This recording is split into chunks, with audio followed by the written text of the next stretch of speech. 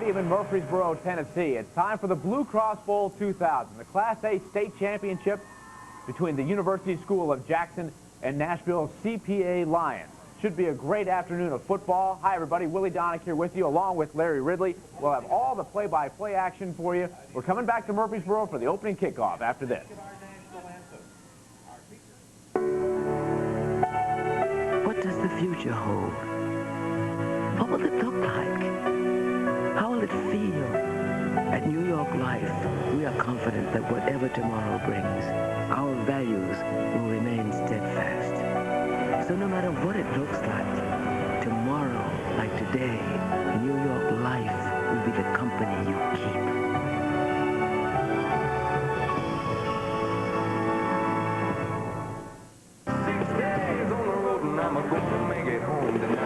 Ever been to a Sawyer Brown concert? Ever heard Sawyer Brown live? Experience it now on CD. The race is on and here comes Pride in the backstretch. The new live album from Sawyer Brown, featuring 14 of their biggest hits and 4 new ones. In stores now at Sam Goody, On Cue, and Media Play. Watch the Tennessee Outdoorsman. Come on. Thank you. Your complete guide to outdoor living in Middle Tennessee. Call in your questions. Send us your pictures. Find out what's happening in your own backyard. Whether you're into fishing, hunting, or you just enjoy the great outdoors, watch the longest-running outdoor show in the country. The Tennessee Outdoorsman with Jimmy Holt and Doug Markham. Brought to you by these fine sponsors. Welcome back to Floyd Stadium. Willie Donick, Larry Ridley here with you for the TSSAA Class A State Championship. And Larry, two high-powered offenses this afternoon, CPA and the University School of Jackson. Yes, two high-powered offenses. Both teams do pretty much the same thing. Multiple set offense. Both teams run out of the eye. Both teams great on offense and great defense. Something has to give. Should be an explosive game today here at Johnny Red Floyd Stadium. Each team has hit over 50 points at times during the playoffs this year. And each team has a Mr. Football at the Class A state level. Stephen Ross for CPA, the lineman.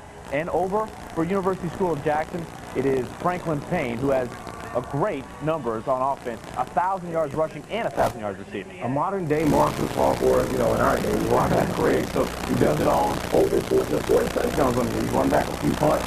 Great offensive player. It should be a great game. Stephen Ross heading down to Auburn. He's a great lineman. Hey, it's just going to be a game. Let's get out there and let's see who's going to win. We are ready for the opening kickoff. CPA will be kicking off, and here is Daniel Williams kicking it high in the air, and it'll be Franklin Payne, the Mr. Football, on the return. He's across the 20-yard line, and he is stopped short of the 25. He'll be down at about the 22-yard line, and Gil and Tips on the tackle. His brother on the tackle. Stephen his brother, number 55, was on the tackle. So it's been a great game. Watch out for Franklin Payne. Mr. Football follows. He won the award. Great stats on the year. Should have been an interesting contest. Okay, so University School of Jackson will have the first possession. First and 10 on the 22-yard line. We're just getting started. The state championship. The quarterback is Russ Deloach. 27 touchdown passes on the year. Here's the pitch out. And it will be Franklin Payne across the 25 to the 27-yard line, giving him about 7 yards on the play. And David Latimer on the tackle. Latimer, a tremendous running back when you see CPA on the offensive side. Great run to start off the game. You want to get into the flow of your team. Most teams script usually their first 10 or 15 plays, so this is pretty much scripted out of the coaches. Mickey Marley, the M&M guy, he was a little ticked off coming into Nashville during the press conference during the week. We'll get into that. Mickey Marley's team 13-1. Here's Deloach, back to pass. Look, rolls out and throws short and incomplete. It was intended for Franklin Payne, so you can see how they use Payne. They line him up in different places. He'll be a running back at times. They'll move him out of the backfield and try to get him the ball as a pass receiver. That's the game plan. Get your stars, your key players the ball, and most of the time you will come out on top.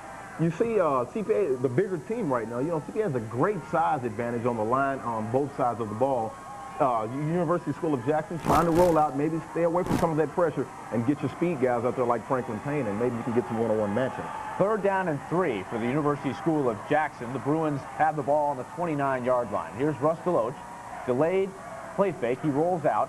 Looking, trying to throw. Now he's going to scramble to try to get the first down. Dives forward, and he will have it. First down of the game for the Bruins. And Deloach made a nice decision there. Looked for somebody, couldn't find anybody. Able to move the chains, though, with the scramble. And there's the attack that you want to see if you're a University of School Jackson fan. He rolls out, and he has the option to throw and run. And most great quarterbacks, Russ Deloach, he has great numbers on the year as well. Over 27 touchdowns, over 2,000 yards passing. So he can run the ball as well. So that's what you need to watch out for if you CPA. Keep containment on this great quarterback. David Latimer on the tackle. Here's a quick count. Deloach pitches out to Payne, and he's going to be hit in the backfield. A nice job there. Latimer making the tackle with a little help from Stephen Ross and Johnny Shields. And there's Shields, number 78. A big player, one of those big linemen you were talking about for CPA. CPA, both sides on the ball, very balanced. University School right now trying to outrun them, but CPA winning the point of attack battle on the line of scrimmage. So CPA's defense is doing a great job so far. No gain for Franklin Payne, who is the guy that's going to make this team go. If they're going to win this game, Payne will have to have a big game. Here's Russ Deloach on the quick count again. Back to pass, throws short. It's complete, and then Payne is thrown down, and this will be a loss of a couple of yards. Nice play again by David Latimer, who has made a lot of the tackles here on this first possession. Well, they're doing the things that they like to do. They're rolling out, looking once again for Franklin Payne. The pass is completed, but once again, a short gain. That's what CPA's defensive backs has got to be thinking. Keep everything in front of us. That's how you stop the St. Louis Rams attack. You don't want to blitz them all day. They can beat you over the top. So try to keep everything in front of you. Play a little soft zone. Play that umbrella zone, and maybe you can make the tackle up front. 3rd down and 12 for the Bruins. They were in the state title game 2 years ago. They were beaten by Trousdale County. Here's a pitch out to Payne. Now he's looking to throw. Oh, this is some trickery. Throws down the field. It is caught. Nice catch that time by Javon Robertson. First down for USJ at the 30-yard line. And so, Mickey Marley pulling out a trick play on the opening possession, Larry. 38-yard pass, a halfback pass, completed to Javon Robertson. That's what CPA has to watch out for. USJ has the speed advantage, and those guys are used to running down the field all by themselves all year. So it should be an interesting contest. CPA must keep everything in front of them. They started off the game well, but USJ right now is doing the things that they like to do, get open on the perimeter and outrun you with their speed. Brian Stone on the tackle. Not bad coverage there at all, but a very good pass that time by Payne. Here's a play-action pass. Deloach looking over the middle, throws high and incomplete. It hits the referee. It was intended for Javon Robertson. Again, a nice job there of pass protection, but good coverage on the play by Brian Stone. Once again, Franklin Payne and Javon Robertson pretty well covered up right there. The linebackers dropping well into their zones for CPA. CPA must continue to do this, keep everything in front of them, as we alluded to earlier, and they will have a tremendous shot at winning this first state championship. Only in 8 years of high school football. They started in 1992. 2nd down and 10 for the Bruins. Deloach has one wide receiver to the right. Quick count again. Play action pass. Rolling to his right. Looking. Throwing. And it is incomplete. Looking to the end zone. Tried to get it to Payne. He faked the handoff to him and then tried to look for him in the end zone. Good coverage that time. 3 CPA Lions on the coverage. And Larry, they're going to be all over Payne. They know that that is who the Bruins want to go to a lot today. Yeah, the pass was intended for Fred Payne. He was covered by number 10 for CPA, Brian Stone, once again keeping that coverage and that leverage that he has, never letting Payne break his cushion. So as long as he doesn't get his hips turned, as a defensive back, you don't want your hips turned because that's when you're susceptible to getting beat on the deep pass. He did a great job in keeping everything in front of him. University School of Jackson not afraid to put the ball in the air. 3rd and 10 from the 30-yard line, threatening to get on the board first. Deloach has a man in motion, and he will take the snap. Drops back to pass. Looking to the left side, throws, and it is incomplete, in and out of the hands of Robertson. A nice job there of putting the ball where it needed to be, Larry. Robertson just couldn't hold on to it. Simple out route by Robertson. Found a little hole in the CPA's defense. You got to concentrate. Most receivers do a lot of drills as far as catching the ball, keeping those eyes on the ball. If you don't have the ball, you can't run. A lot of people try to run without the ball, so you got to watch out for that. 4th down and 10 for the Bruins, and they are going to go for it. In fact, let's take a look at the replay here. Nice fake to the tailback, Sykes. There he is on the out route. Hit him right in the numbers. Joey Horn on the coverage, a little too much cushion that time. 4th and 10, they will go for it. Instead of trying a long field goal, Deloach drops back to pass, looks the same area of the field, throws this time. Robertson has it inside the 20 to the 17-yard line. It'll be a first down for the Bruins. He hit the same pass pattern, it looked like, Larry. It was there before. This time, Robertson makes the play. Wishful thinking. You go back to the well twice. I see. 13-yard gain for Payne. He's the man that you got to get the ball to. Nice out route, finding holes in the zone. You can't just run up and down the field and beat people deep all day. You got to run some intermediate routes to get open into that soft zone that CPA seems to be playing right now. David Latimer along with Joey Horn on the tackle. Look for CPA to go to some man-to-man coverage. Coach Pack alluded to that earlier in the week. 1st and 10 at the 17-yard line for the Bruins. Deloach looking over the defense, has the snap. Play action pass, looking, throwing towards the end zone. It is incomplete over the head of Robertson. Double coverage on the play. Nice job there by the Lions. They were in perfect position there. Daniel Williams playing a great cover corner right now, not letting Payne get behind him. He did a great job on the fade pattern. That's where you just run as a receiver deep and look up when you get into the end zone, and hopefully you can beat the DB deep. Daniel Williams, great coverage for CPA, the Lions. 7 straight passing plays for the Bruins on this opening drive as they try to get on top of the CPA line. CPA blowing out most of the competition during the regular season. They are the favorite in this game. Here's Russ Deloach breaking the huddle for the Bruins. Bruins are in blue.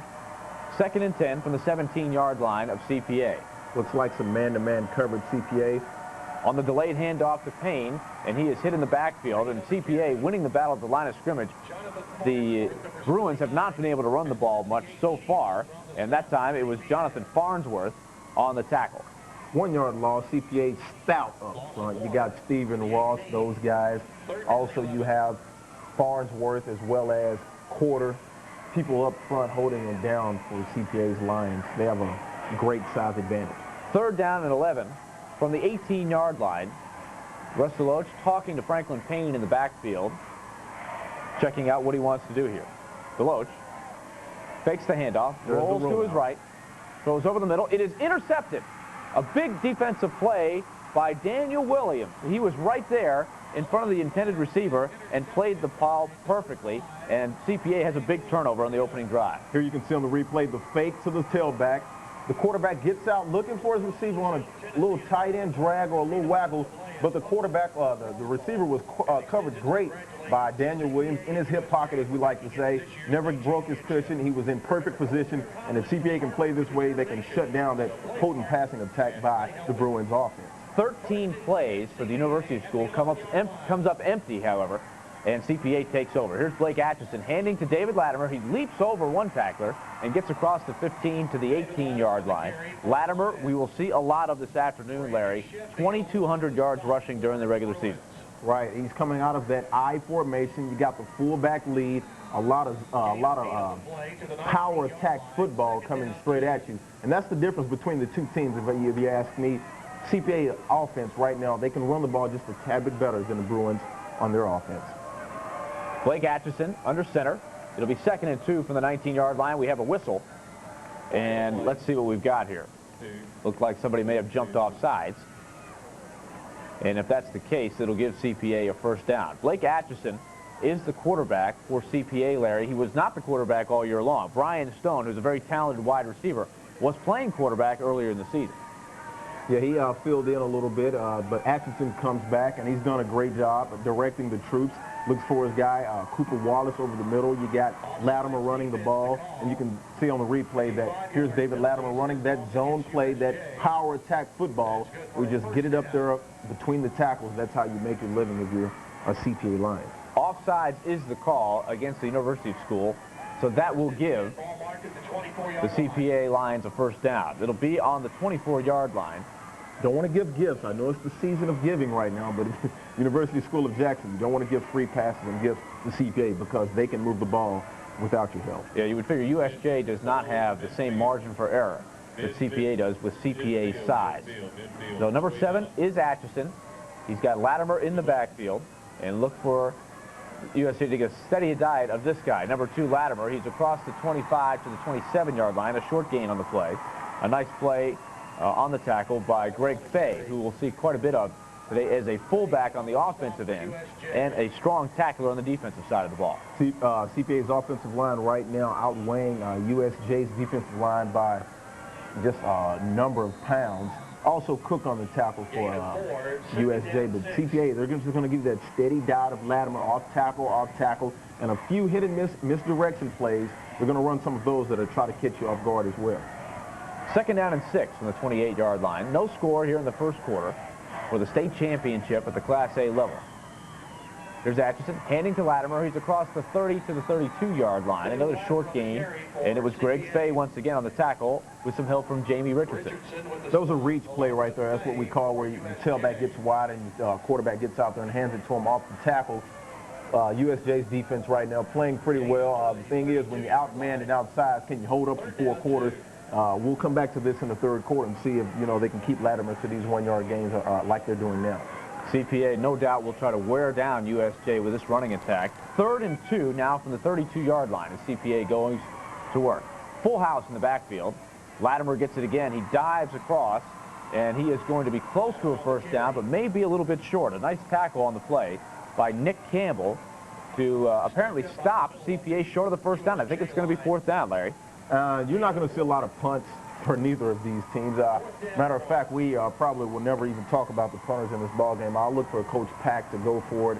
Right now it's the Clinic Bowl. You're a hungry team. You've been beaten by Trousdale in 2 quarterfinal games of the last 2 years. Why not go for it? You got Latimer back there in that I formation. Well, you see the confidence he has in that big offensive line. They're going to go for it on 4th down. Full house backfield again, and Latimer dives, has the first down very easily. Stopped shy of the 40-yard line, but it'll be 1st down CPA as they continue to pound the ball with Latimer. Is that a 5-yard gain or a 5-yard plunge? A little bit like Travis, not Stevens, but Travis Henry up at University of Tennessee does that so well on 4th down and short. CPA right now just with the size advantage, they should be able to get a yard when they need it. David Latimer, 36 touchdowns rushing on the season. 1st and 10 CPA at the 38-yard line. And here's Atchison. He's going to keep it. Broken play around the end, and he is going to make something out of nothing. Looked like he tripped. I'm not sure if he was trying to pitch the ball initially to Latimer, but once he did stumble, he decided to keep it himself. Greg Fay on the tackle, but not before Atchison got a gain of 6 yards with a naked bootleg. Looked like he had a little action right there with the little quarterback and waggle around the side, but there's a flag on the play. Flag down, and it's going to be holding against CPA. So this is going to move the Lions back. And here's the replay. As you see, Atchison on the keeper. Nice little run that's going to be wiped away. So this will bring it back to the 34-yard line as they mark it off. A 10-yard penalty from the spot of the foul. So you can see the flag sitting on the 44, so this will move it back to the 34. Latimer, not a selfish player. You saw him out there blocking for his quarterback, Atchison. So Latimer right now, he's a great team player. The guys for CPA really love the guy. They're a great team. They come together, and they all have a love for each other. As you'll see in one of our pieces, they're some nice guys. So far, it has been the running attack of CPA and the throwing attack of USJ. It has been contrasting styles thus far in the first quarter. So here's CPA breaking the huddle. It'll be 1st and 14 from the 34, and CPA will go back to work. Atchison has Brian Stone split out to the near side. Here's the pitch out to Latimer. Nice block in front. He's got some open room. He's around to the sideline, across the 40 to the 45-yard line, and out of bounds at the 47. So a big gainer there. He's going to be close to the 1st down, and he was pushed out of bounds on the play by John Sykes. John David Sykes, a player for Jackson University School. You're going to hear a lot about him. He's going to make a lot of plays. But did you see Atchison out there blocking for the tailback? That's what I'm saying. These guys are great love for each other, camaraderie, teammates that really love playing for each other, and they want to win. Coach Pack brings that intensity that makes this a great team and a great team to watch as well. Gain of 13 for Latimer, short of the 1st down by a yard. So 2nd and 1 from the 47-yard line as the Lions go to work. They go to Latimer, cuts back across the 47, going to be close to a 1st down, but like maybe short. Once again, Latimer running out of that I formation. The fullback this time, Austin Hyde, went to the right side, and they ran a little misdirection play to the left side. Fullback went one way, the tailback goes another way, but Jackson's defensive front did a great job of holding the point of attack and not getting moved out of the front. Less than a yard. So no gain on the play.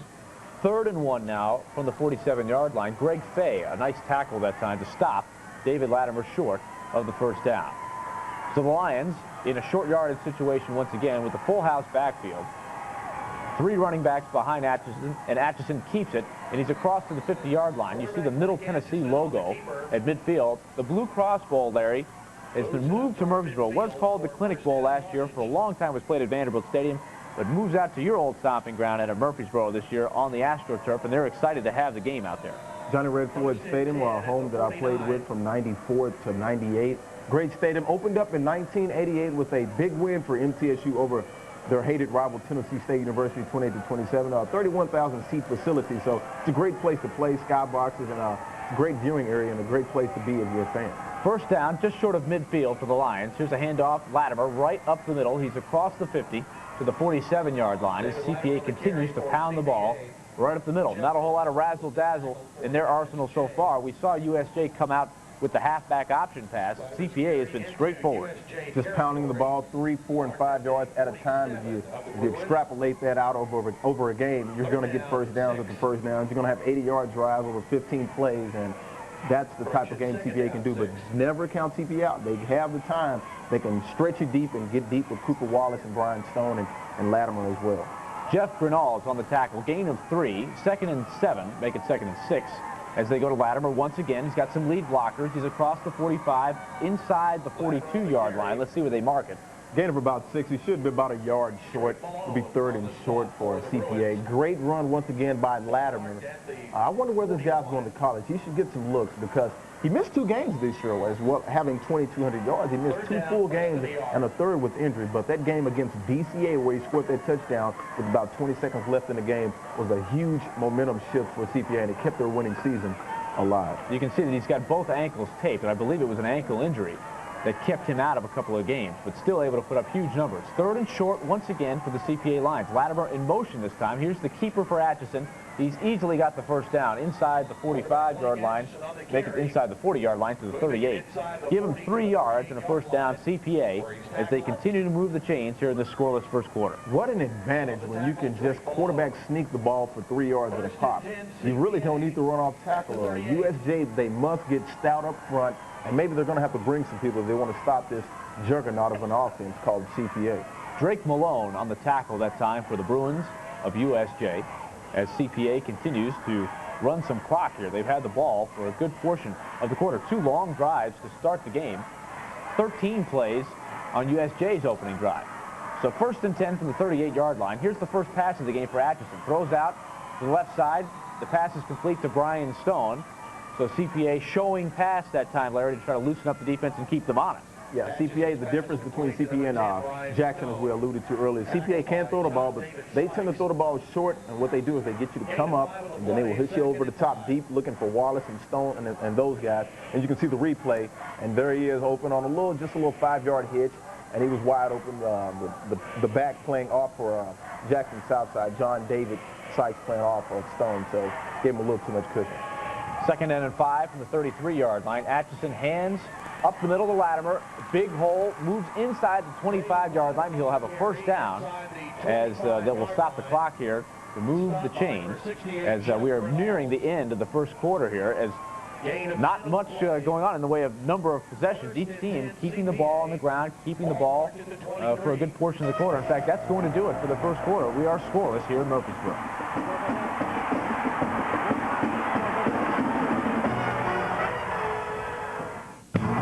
Before the Tigers shred their next opponent on the field, get the inside scoop about TSU football on the James Reese Coaches Show. Monday nights at 10 on News Channel 5 plus Channel 50. Go behind the scenes for the stories behind the plays and the players. And preview strategy for the Tigers' next attack. Get in the TSU football. Watch the James Reese Coaches Show. Monday nights at 10 only on News Channel 5 plus Channel 50. They have substance, integrity. They're the individual pieces that contribute to a greater good, making lives less worrisome, futures more secure. They are the agents of New York life.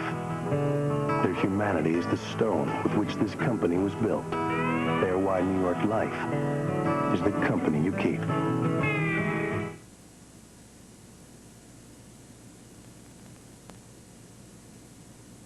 Ain't nothing better than playing live.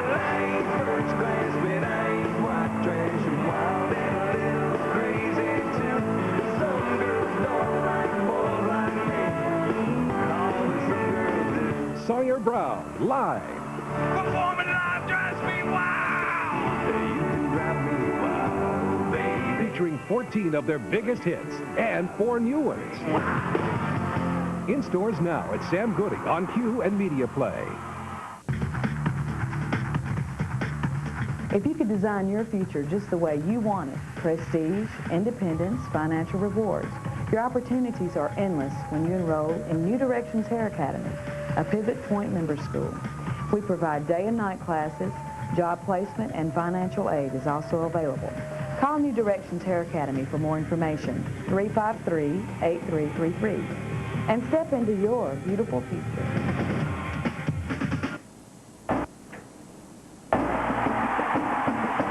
Today's coverage of the Division I 1A State Championship is brought to you by Varsity Sports, News Channel 5, Sawyer Brown, and New York Life. Willie Donick, Larry Ridley back at Floyd Stadium. No score as we begin play in the second quarter.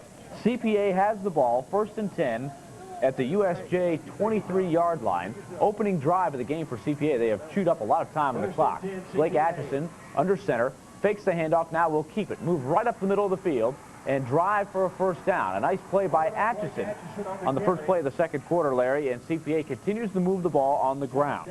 Atchison, once again, he faked the handoff to the fullback, Austin High, and went to the left side and cracked between the left guard and the left tackle, running the ball downhill. CPA right now controlling the ground game, controlling the clock, and they're looking good. John David Sykes on the tackle along with Sheffield. And it's 1st and 10 from the 11-yard line. CPA can get a first down without getting a touchdown as they try to get the first points of the game. USJ had a pass intercepted in the red zone on their first drive where they kept the ball for 13 plays. Look for CPA to keep it on the ground. And there it is. It is Latimer bouncing off a tackle and into the end zone for a touchdown. So David Latimer got a lot of work on that opening drive, and he cashes in for an 11-yard score. You're going to see Latimer get a lot of work running the ball off tackle. Great offensive line protection and great scheme by David Pack running the ball at the point of attack, just straight down the hill, off tackle.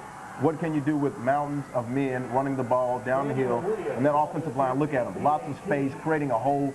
Willie, you could have ran through that hole. I absolutely could have, but congratulations to David Latimer. His 37th rushing touchdown of the year. Now here's Daniel Williams for the extra point. It is up, and it is good. 7-0 CPA here early in the second quarter. 7-0 in favor of the Lions. A nice job running the football for David Pack's club. And Larry, we've seen 2 different offenses so far. CPA, only 1 pass in their opening drive. And when USJ had the ball, much better throwing the football. Well, that's the difference between the two teams. The two teams, they have the same schemes on offense and defense. Both run multiple sets, but CPA is able to run the ball between the tackles, eat up some yardage, and chew up clocks. And USJ right now, all they can do is just throw the ball. They're going to have to find a way to stop this running game of CPA, or else they're going to be in trouble this afternoon. It all starts with having to stop that running attack. If you don't make CPA throw it, and they've got a quarterback who can put it up in the air, but it won't matter if they can't stop the run. Well, CPA right now, they have the advantage on the offensive line. But USJ, don't count them out. They came back against Collinwood down 14-10 in the fourth quarter. So they have that spurt ability, that quick strike offensive attack. So we'll see what USJ can do on their next offensive possession. The first quarter went very, very quickly, each team only having 1 possession. Here's the play drive for CPA. 17 plays and 89 yards. They took up 8 minutes and 11 seconds of the clock. And that's that 3, 4, or 5 yards. You know, take 4, look for more, and that's all you can ask for as an offensive coordinator. Coach Pack, guys playing with some intensity. Once again, they've only been in high school varsity football action since 1992, 8 years of action. Right now, they look like the best team in 1A. So here's Daniel Williams kicking off for CPA. It's a high, deep kick, and coming up to field it on the bounce is Will Woods as he tries to push it upfield. He's across the 20-yard line, and he'll be knocked down to 21 by Marcus Gill. 7-yard return. The wedge right now being busted wide open by CPA's front. But don't count out Jackson University School, excuse me. They have that quick strike attack. Willie, it's not over yet. CPA right now controlling the ground game on the clock, but USJ could strike with a flurry of points. 11:24 to go in the first half. USJ trailing 7-0. Here's Russ Deloach calling the plays. Went on a quick count quite often on the first series, this time going from the shotgun. Here's the left. Going to give to Franklin Payne. The Mr. Football at the 1A level. Drives forward to about the 25-yard line. Taken down on the play by Stephen Ross, the Mr. Football, for the lineman in Class A. And there you see USJ right now. Franklin Payne, a great athlete. We saw him earlier in the first quarter catching the ball on out routes and running deep fade patterns. Now he can do that. Roger Craig, Marshall Falk, modification, where he can run the ball as well. This time they moved Franklin Payne out as a wideout on 2nd down and 6 from the 25-yard line. Here's Deloche. This time he's going to fake the handoff, looks to pass, throws deep down the middle of the field, and it is incomplete. He was looking for Javon Robertson on the play. And Larry, we see it again. Russ Deloche, 27 touchdown passes on the season. This time trying to stretch the CPA defense down the middle of the field. Robertson getting deep, looking for that post pattern over the middle. CPA right now played a man-to-man coverage that time. Joey Horn not getting that cushion broken, and he's playing a great corner right now. So they're not afraid to put it up in the air. We'll see if they can answer the CPA touchdown on this particular drive. Coming up, it'll be 3rd down. Yeah. Should be a tough time for USJ right now. They have to throw the ball right now. They're keeping their defense not getting any rest. Because if you're going 3 and out, throwing the ball and playing only 50 seconds of offense, CPA is going to get the ball and just go 90 yards again on 20 plays. 3rd and 6 for the Bruins. Deloche fakes the handoff, throws deep, this time down the sideline, looking for Robertson, and he's got him. Great catch. Out of bounds inside the 40-yard line to the 35, and a big gainer on the play. Perfect pass by Deloche, and Robertson went up and got it, his 2nd catch of the game. Well, when you got a receiver that's over 6 foot going against a Joey Horn who's about 5'8" at best, that's the matchup USJ wants to have. You run the deep guys, the big guys, the Gazelles, they're 6 foot, they can run 4 threes, and they can out-jump. And here's the replay. He's just a bigger guy. Look at it. I mean, you can see the stature right there. He's the bigger receiver. Receivers usually come down with that play, Randy Moss-esque. Not exactly a perfect spiral, but right on the money for Robertson. A gain of 43 yards, and his 1st down for the Bruins on the 32-yard line. Here's Deloche handing right up the middle to Greg Fay. He backpedals his way inside the 35 to about the 32-yard line. Make it the 27 as he moved inside the 30. A gain of 5 on the play. And the tackle was made by Johnny Shields. Jackson was able to get some movement on their line, but you got to love a guy like Greg Fay. Every team needs this guy. Very unselfish, and he just plays and runs flat out hard. Every team needs a guy like that. Greg Fay had 15 touchdowns on the season. Franklin Payne gets a lot of the ink with 40 touchdowns, but Fay had nearly 1,000 yards rushing himself. 2nd and 5 from the 27. Here's Deloche throwing short, and the pass is dropped. It was Nick Campbell trying to come up with it. Hit him right in the numbers there, Larry, but maybe a little bit nervous for the state championship game. Couldn't come up with it. Got to have catches like that in a big game like that. A little short 5-yard hitch where the receiver just goes down the field 5 yards and just turns around and opens his numbers and his arms to the quarterback. Got to make those plays. But when you have a juggernaut of an offense like Jackson, you're going to have plenty of opportunities to make plays in this game. We expected a lot of yards and a lot of high scoring. If you look at the stats for both of these teams, they can really put the points up there. 3rd down and 5 from the CPA 27. Russ Deloche drops straight back, looks to his left, throws, and this one is caught. It's Robertson, turns inside the 15 He's got to the 5. He is into the end zone for a touchdown. Great run after the catch by Javon Robertson. He has been the favorite target thus far of Russ Deloche, and CPA is having trouble covering the receivers down the field for the Bruins. Big guy on little guy, big guy usually wins.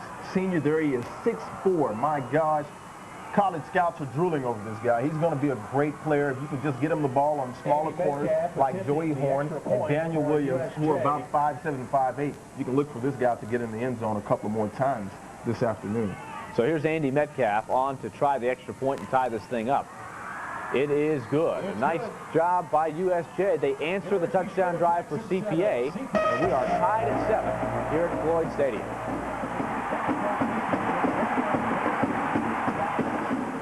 Hi, I'm Al Del Greco of the Tennessee Titans, and this is my family. And growing up in South Florida, I love Sir Pizza, and it sure is nice to know that there's one right around the corner here in Nashville for all of us to enjoy.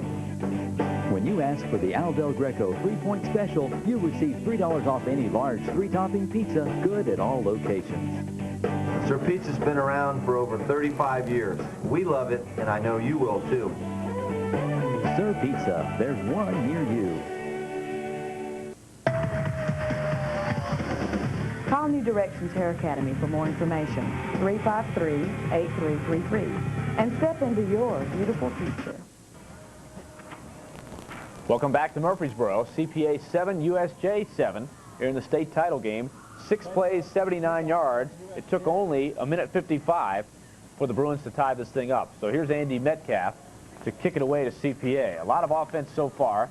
The defense needing to make some adjustments on both sides of the ball. CPA's pass defense in question, and USJ having trouble stopping the run. Whistles all over the place, so they're going to have to do this one again, Larry. Looks like an offside. USJ right now a little antsy in the special teams on the kicking game. Put it back 5 yards and let's tee it up again. So Andy Metcalf will kick it over again. Javon Anderson, the senior, making the touchdown grab to tie this game up. It went for 27 yards. As Russ DeLoach finding the range, getting very good time to throw. And David Pack has got to be concerned right now with his pass rush and his pass coverage. Yeah, CPA, but they've given up plays like this. They score so quickly where they sometimes have lapses on defense, but look for that size advantage to wear down USJ and force them to throw the ball. When you force a team to be one-dimensional, usually your odds of winning the game are usually better than not. Offsides on the Bruins, so they'll back it up 5 yards, and Andy Metcalf will kick it again. Joey Horn is back deep for the CPA Lions. So the kick is away, a line drive. Here is Horn backpedaling inside his 10. He has it. He's across the 20, trying to get some blockers, and he's hit hard, and he is down at the 27-yard line. A nice job by Cole on the tackle. A great one-on-one tackle there. He knocked the ball carrier back a couple of yards, and his teammates are happy about that. Look at that. Fired up on driving all the way from Jackson, Tennessee. Hey, we have a ball game on our hands right now, 7-7 ball game. So, hey, let's see who's going to take this emotional tide right now and turn it to their advantage. Great confidence boost for USJ. They were the underdog going in. A lot of people were wondering, could they stay in the game with CPA? So far, a big statement after falling behind to answer with a touchdown. Now let's see what CPA can do on their next offensive possession. Atchison's going to roll out, looks down the field, lofts it up in the air. It's got Brian Stone wide open at the 50. He is going to jog into the end zone. Nobody near him. It's a touchdown for CPA. Wide open, nobody around. It must have been a busted coverage, Willie. I can see the cornerback. Maybe he bit on something. He may have thought Latimer was going to come around the right side with that sweep that he usually runs. But Brian Stone wide open in the end zone, and that's the way CPA can get you. They're a sleeping lion. They will hit you with the off-tackle plays, and then they can go deep over to Cooper Wallace and Brian Stone, and it's a 13-7 ball game right now. 73 yards on the touchdown. You have to wonder, did somebody fall down on that coverage? Because Brian Stone is the favorite target in the passing game for CPA, and nobody was near him. He didn't have anybody in the picture as he was jogging down the field there. He could have walked in. And here is the extra point attempt. It'll be Williams. It is up, and it is no good, off to the right.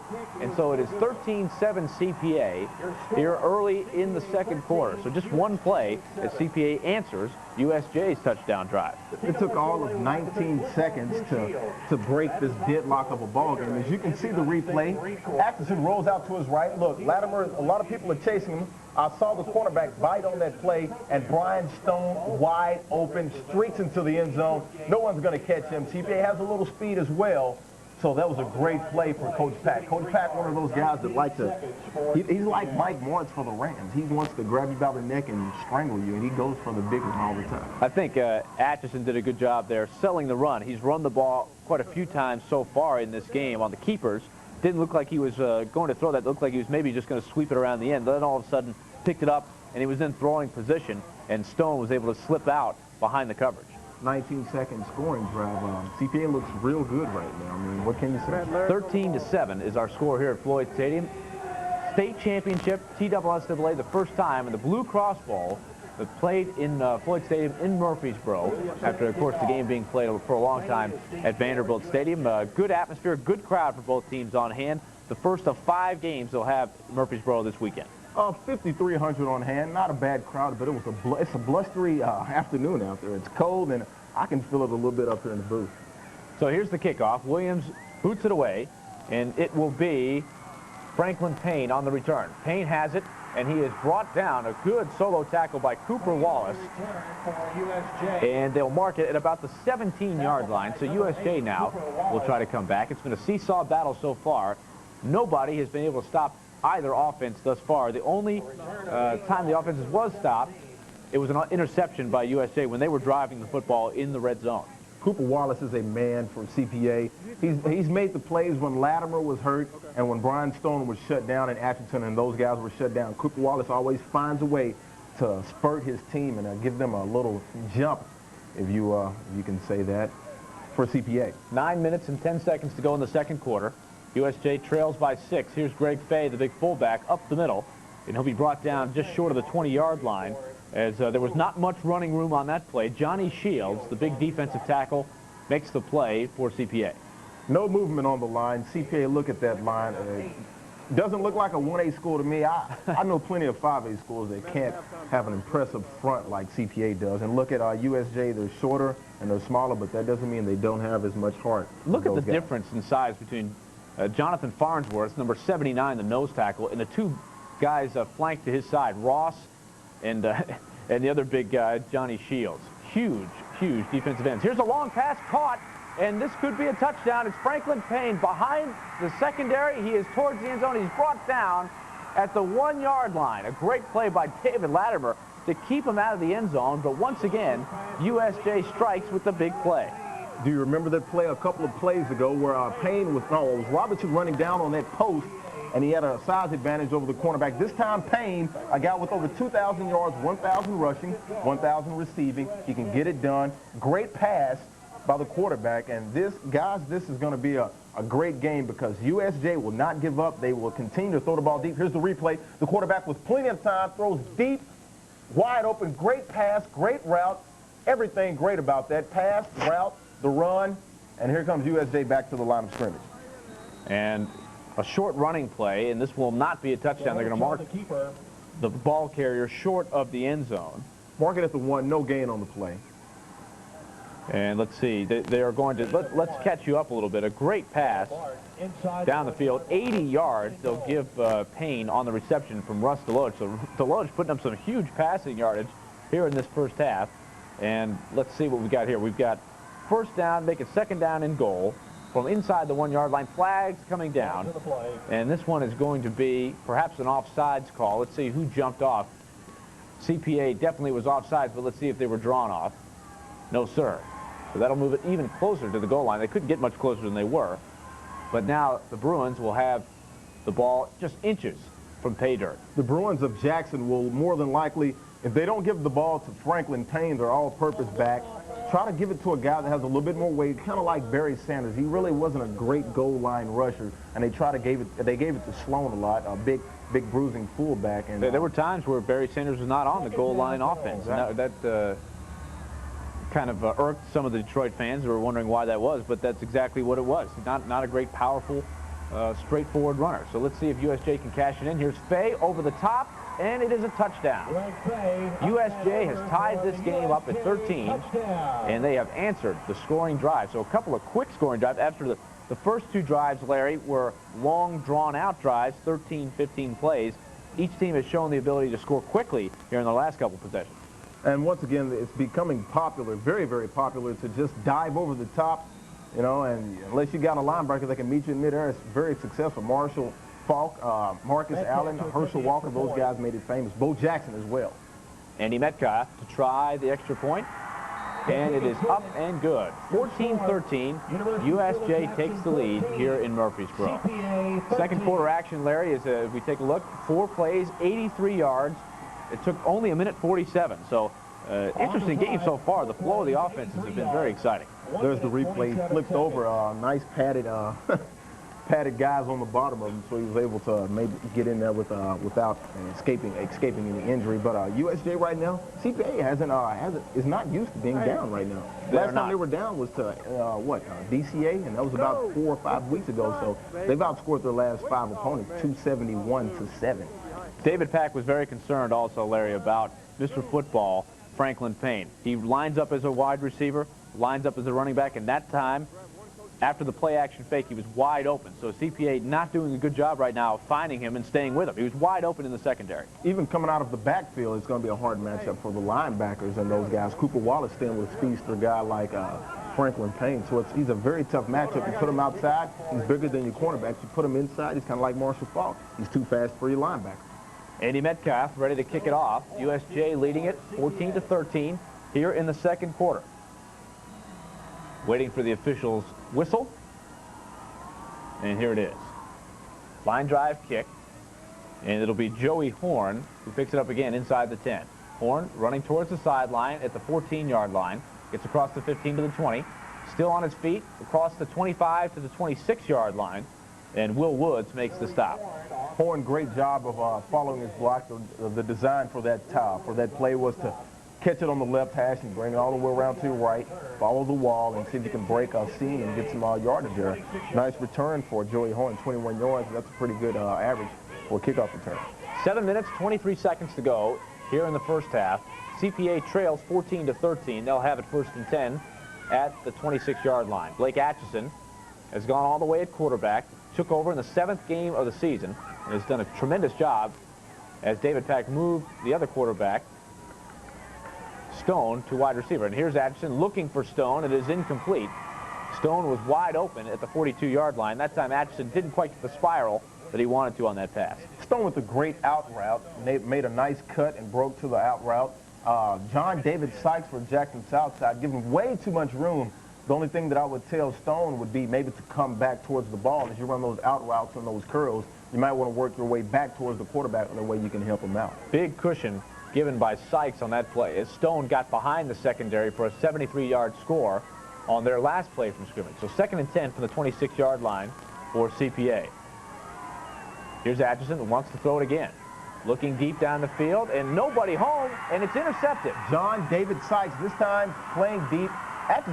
Stone looked like he broke off his route, a little miscommunication right there. Stone ran the exact same play he did the play before that, running the out route, but Stone must have thought, Atchison must have thought Stone was going deep. As one of those things, if the corner's dropping, you usually run the out route. If he's pressed up in your face, you convert that into a go or a fade route. It looks like that a little miscommunication. So Sykes, again, with the soft coverage that time, made a nice read. Whatever Stone tried to do, he broke off his coverage. Here's the replay as we look at it. Deep down the field, Sykes is the only guy in the picture, and he does a good job of staying in bounds as he makes the play. So a big turnover for USJ, and let's see if they can catch it in. They'll have the ball at the 48-yard line, and here's a chance for them to add to their lead. Russ DeLoach on the call, drops straight back, looks down the middle, throws, and it is knocked away. Nice job by David Latimer to break up the pass, and Jerron Robertson, who's had a big first half, was the intended receiver. Jerron Robertson right there running a little bit of an in route, what we call an in route. He broke to the inside of the field, but Latimer right there playing a pretty good corner right now. They're playing their zone defense right now. They're recognizing the receivers coming into their zones. 2nd down and 10 from the 48-yard line. USJ 13-1 on the season thus far, trying to win the state championship.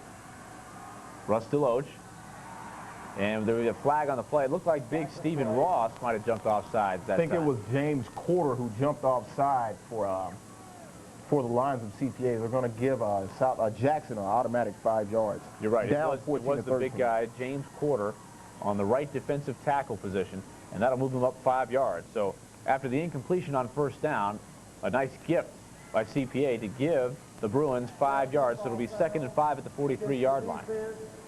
Southside Jackson right now having the offensive weaponry right now to be able to take control of this game. They can run the ball. They can get some running room right now. It'll make the offense more potent right now because they have a passing attack. If they can just get some running room and make it more of a dimensional of an offense, I can see them scoring some points. It's been mostly passing for the Bruins so far, mostly running for CPA. Here's Russ DeLoach, 2nd down and 5. Ball on the 43-yard line, a chance for them to lengthen their lead and continue to try to pull the upset. DeLoach on the delayed handoff, Greg Fay. Pushing, stop inside the 40, now still on his feet, pushes through down the middle, and now he's in the clear. And a great tackle from behind as Fay pushes forward, has a big gain on the play. Somehow, Larry, he stayed on his feet, looked like he was completely stopped with his momentum. I'm almost surprised he didn't blow the whistle in the backfield. Great hit by the CPA's defensive front, but no one wrapped up. And when you don't wrap up and when you have big legs like this guy right here, this guy, he runs hard. This is the guy that you want on your team. He just ran hard and he just kept his feet, and you got to make sure that you take the feet out from under them. And this guy right now running hard. Here's the replay. Looks like you got Stephen Ross on there. Didn't wrap up. He's a lot bigger, but he didn't wrap up. So you give the advantage to the running back, and finally he's brought down by your guy, Jonathan Farnsworth. So back to live action. Here's the throw to the end zone. It is knocked away. A big play downfield. It was Joey Horn breaking up the pass intended for Robertson as USJ tried to cash in after the 16-yard run by Greg Fay. You got to give Fay credit on that last run. With the second effort, he just kept the legs moving. I see some laundry on the field. Looks like it's going to be in the defensive secondary, so it might be either holding or pass interference on CPA. Let's wait for the referee's call. It'll be holding on the defense, and that'll make an automatic first down as USJ continues to put the pressure on CPA. CPA's got to really be back on their heels at this point. They got to be wondering what's going on with this defense. The men have been open for the most part, and on that particular play, a defensive holding call will give them first down. And there is David Pack, the coach for CPA. Wants to take a timeout. Let's rally the troops and let's find out what the heck is going on right now, because they're hitting us something with maybe some things we haven't seen on film. So maybe they need to call a timeout and get together, and let's see how they can stop this offense of Jackson. A mark off of 8 yards. Ball is inside the 10-yard line. They'll mark it at the 8. At the 8-yard line where it's first as USJ breaks the huddle. First down and 2 will be the official marking, so they can get a first down without a touchdown. Deloach fakes the handoff, now gives it to Fay. Fay bounces it outside, and he is going to be stopped for a loss. A nice play by number 9, Joel Atchison, who was in the backfield there to stop Fay. And after the 16-yard gain on his last carry, Fay has thrown for a loss. Fay doesn't have the speed to get outside, so once he runs into there and he's wrapped up, he might as well just fall forward and save the 2-yard loss. He doesn't have the speed to bounce it outside and maybe pick up some yards. So on 1st and 2, they lose 3, so it's now 2nd and 5. And Deloach will have to call a timeout. Confusion as they come out of the huddle. And so we will take a break. 14-13, USJ trying to add to the lead. Ain't nothing better than playing live. First class, but I ain't white trash and wild and a little crazy too. Some girls don't like boys like me. All the some girls do. Sawyer Brown, live. Performing live drives me wild. You drive me wild, baby. Featuring 14 of their biggest hits and 4 new ones. In stores now at Sam Goody on Q and Media Play. They have substance, integrity. They're the individual pieces that contribute to a greater good, making lives less worrisome, futures more secure. They are the agents of New York life. Their humanity is the stone with which this company was built. They are why New York Life is the company you keep.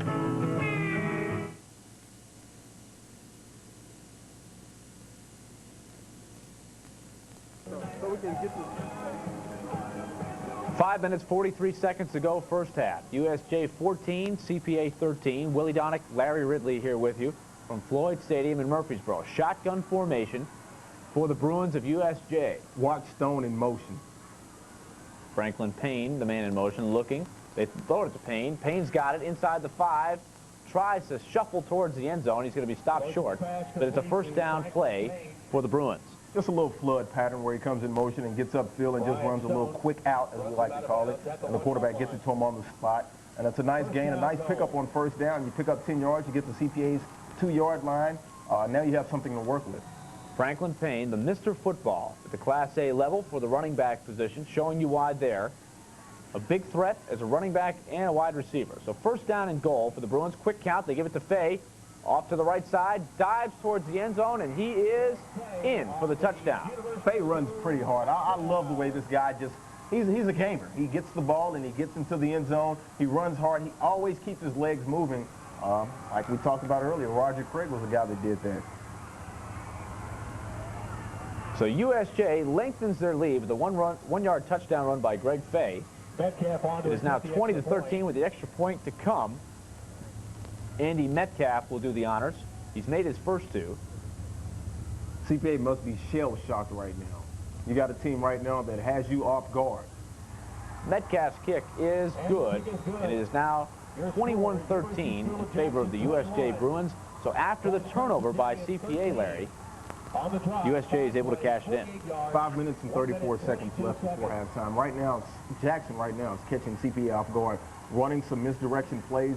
Fay right now running the ball extremely hard and tough. He's picking up yardage, and Franklin Payne and Robertson right now are running wide open and running rampant through that secondary of CPA. And early on in the game, it was USJ putting the ball up in the air almost every play. Now they've balanced it out. Greg Fay has given them a little bit of a rushing attack. They've moved Franklin Payne out to the outside as a receiver, and he and Javon Robertson have been very tough to cover out there. Well, CPA's defense is doing a great job. They're just not wrapping up. They're not tackling well right now. Right now, Greg Fay, he's running into a wall, but he's seeming able to bounce it off like a rubber ball or something and just bounce off and make plays, and that's what playmakers do, make plays. CPA has not been in trouble very often this year, but they are right now in the state championship game. Andy Metcalf will kick it off. USJ leading 21-13 here late in the first half. Metcalf waiting for the signal. The Bruins jumped offside on one of his kicks before. Here's the kick. It is away. Line drive.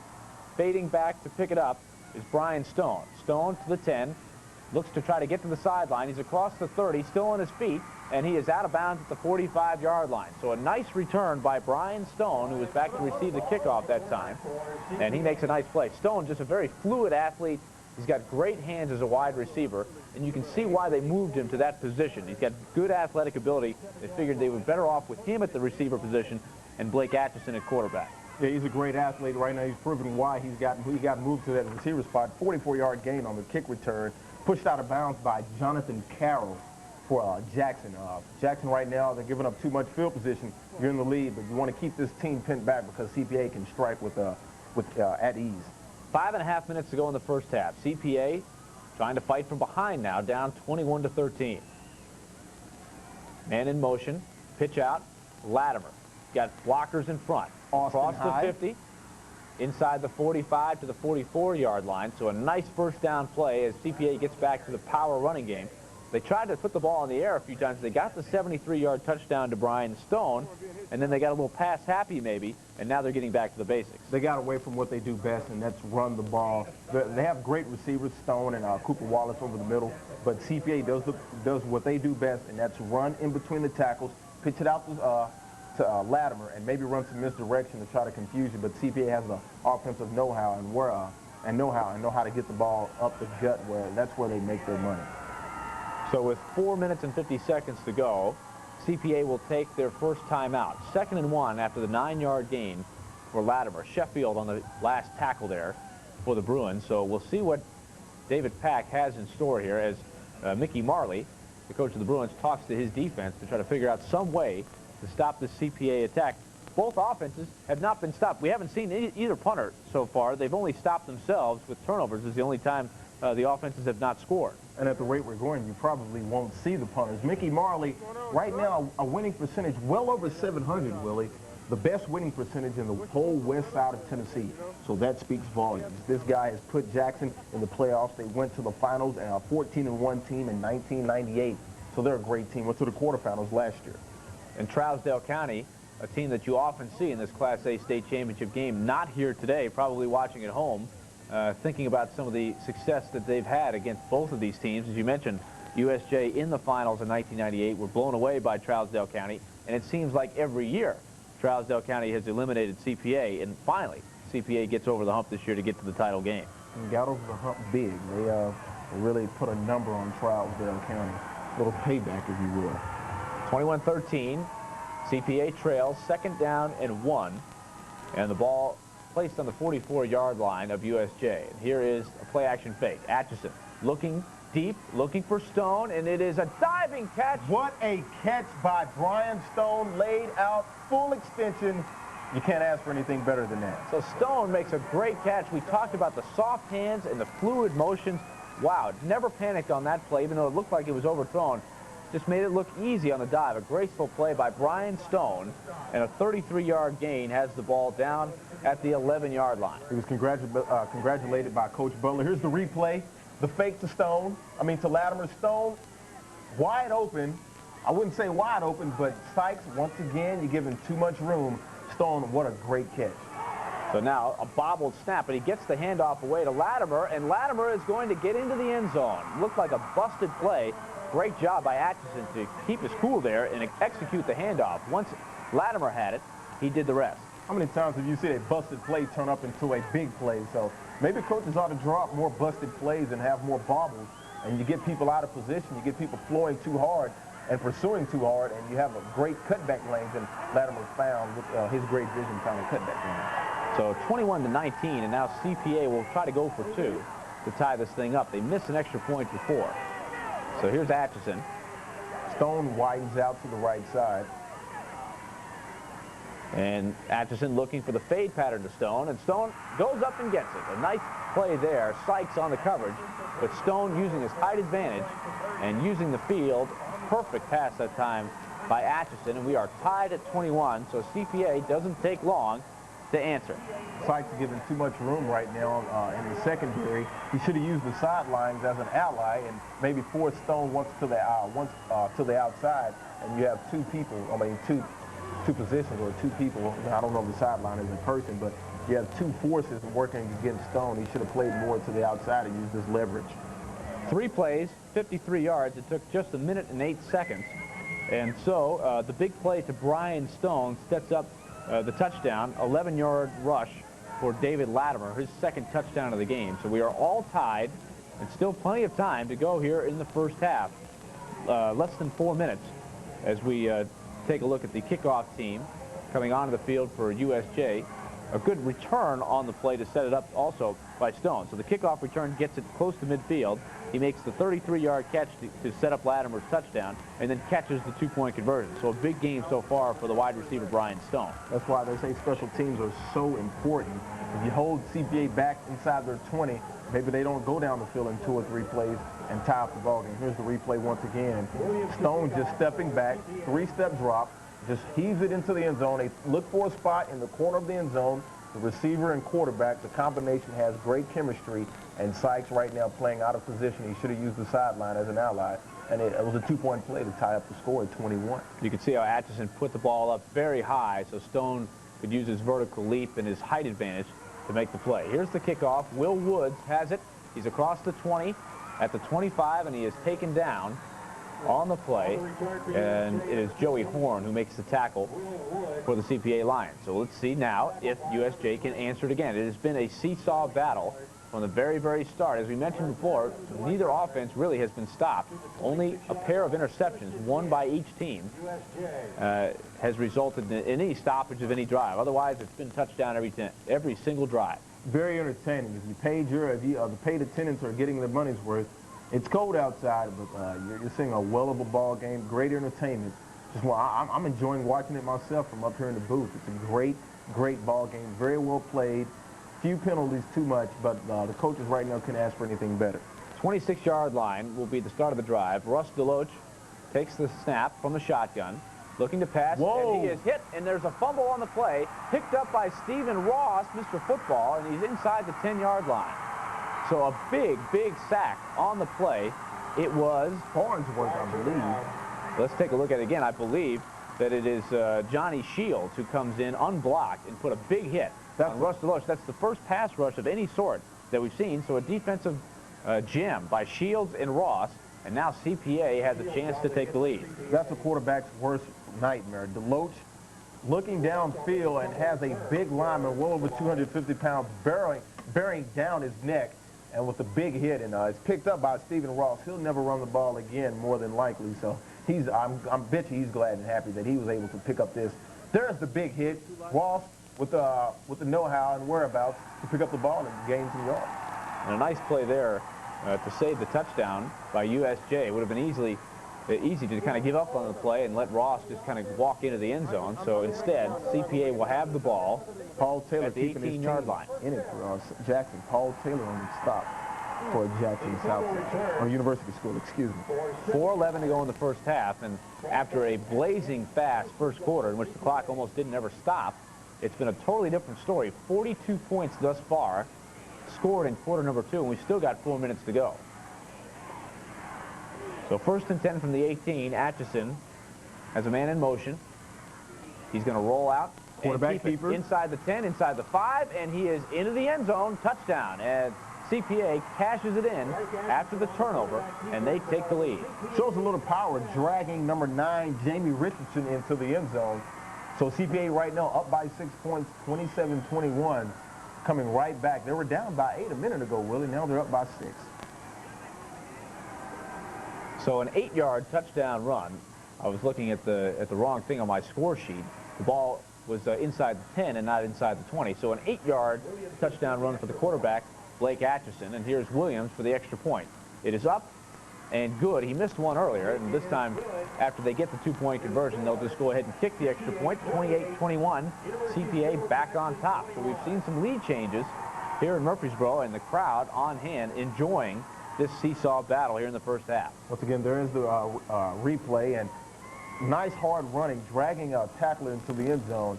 He gets pay dirt. He really wanted to get into the end zone that time, and he got into the end zone. CPA right now, if they stick to their guns, run the ball, Atchison, Stone, Wallace, Latterman, 4-headed monster. Not 3, but a 4-headed monster. One of those 3 guys carrying the ball at all times, and CPA should be in great position to win the ball game. So now USJ trying to shake off a costly turnover. They had been moving the ball at will against CPA, but the big sack by Johnny Shields causes the fumble. Ross picks it up, and CPA able to cash it in quickly to go back ahead. It's 28-21. It was 7-0 early for CPA. Tied at 7. Then CPA went back up 13-7, missed the extra point. Then USJ scored 2 unanswered touchdowns to go up 21-13. But now CPA has come back with 2 touchdowns in a row, and they lead it now by 7, 4:06 to go. As you take a look at the scoreboard there, here at the Blue Cross Bowl in Murfreesboro. Beautiful scoreboard that was put into the stadium in 1998. MTSU spent a lot of money on it. Great speaker system as well inside of that scoreboard. MTSU should be proud of their facilities right now hosting the Clinic Bowl, the Blue Cross Bowl now. For a long time known as the Clinic Bowl. The Clinic Bowl still is played for the Division II championships, and here is another whistle as there's confusion on the kickoff. Somebody got a little pooch kick there, and it looks like one of the kicking. We've seen that a couple of times with the kicking team today. We've seen more offsides on kickoffs than I've probably seen in one ball game in a long time. See what the referee has to say about it. I got a dead ball foul. No, I'm all right. And sure enough, it is offside on CPA. This will back it up to the 35-yard line. And Dan Williams will have to kick it off again. So Jackson should get great field position because he's kicking from the 35-yard line. He's only kicking it about 40 to 50 yards anyway, pushing it. So Jackson Southside should get great field position around the 30-yard line, 35 maybe. And that's just on a very average return. If they can bust something big, get the ball to midfield, and maybe tie this ball game up before halftime. Now we have further conferences by the officials. As Dan Williams awaits referee's signal. CPA has come a long way, Willie, in the last 8 years starting varsity football. You had great players like Zontre Lewis. You had David Wallace, who was at Vanderbilt playing baseball, but he also started at quarterback for Vanderbilt. Zontre Lewis running tough in Chattanooga. And Chad is at Clemson. He's playing a great job playing on one of the top 10 teams in the country. Penalty actually called on USJ on that for being offside. Strange play there. You don't often see the receiving team lining up offside to the play, so they'll kick it from the 45-yard line as Dan Williams will have a chance maybe to boot this one into the end zone. It is an automatic touchback in Tennessee high school football if you're able to kick it into the end zone. So we'll see if he kicks it away. No, he's going to loop it up again. Pooch kick. And here's Will Woods waiting, and he fields it at the 9-yard line. Not much room, and he is knocked down at about the 25-yard line. So decent field position, not great. for the USJ Bruins as they'll try to answer the score here. They're hoping, I'm sure, Larry, to maybe take the rest of the time here in the half, let their defense rest, and maybe cash it in and go into this locker room tied at the half. Probably should get a steady dose of Payne and Greg Fay, Fay the fullback, and maybe run off some clock and stay in this game. It's very demoralizing to be up by 8 points at one point, and then 4 minutes before halftime, you're down by 21 points. So they want to stay in this contest. Deloach In from the shotgun.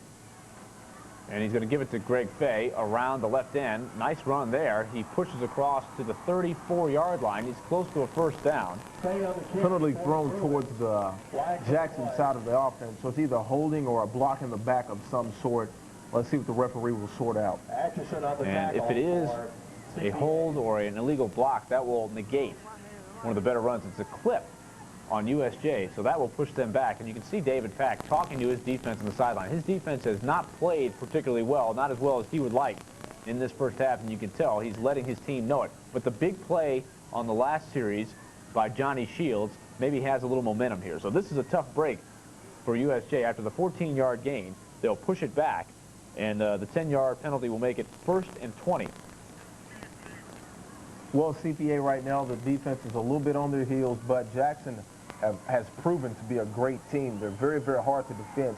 When you have the best football in 1-8, Mr. Franklin Payne, it's a very hard team to defend. He lines up in the backfield, lines up wide, lines up in the slot. Once he gets the ball, he can make plays happen. So a clipping call on Jackson's south side. They'll push him back 14 yards, and it'll be first down from the 14-yard line. 1st and 20. As Mickey Marley ponders what he wants to do offensively here. You don't want to get all 20 yards back on one play. Try to, maybe run a draw or a short pass and eat up yardage, on 1st, 2nd, and 3rd down. Don't try to get it all in one big swoop. Shotgun again for Deloach. Fakes the handoff. Looks over the middle. Has time. Now rolls out to his right. Still looking. Now he's going to keep it. He's across the 20 and knocked out of bounds at about the 22-yard line. If you weren't familiar, you know what forced this run by the quarterback?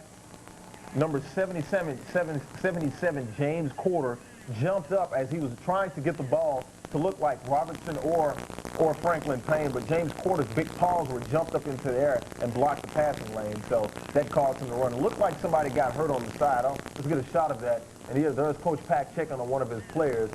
We need to find out who that is that got hurt on the play. So give 9 to Greg Deloach, or make it Russ Deloach. Marcus Gill on the tackle. Let's see who is down. I'm not sure if it is Gill. Coach is still looking at him.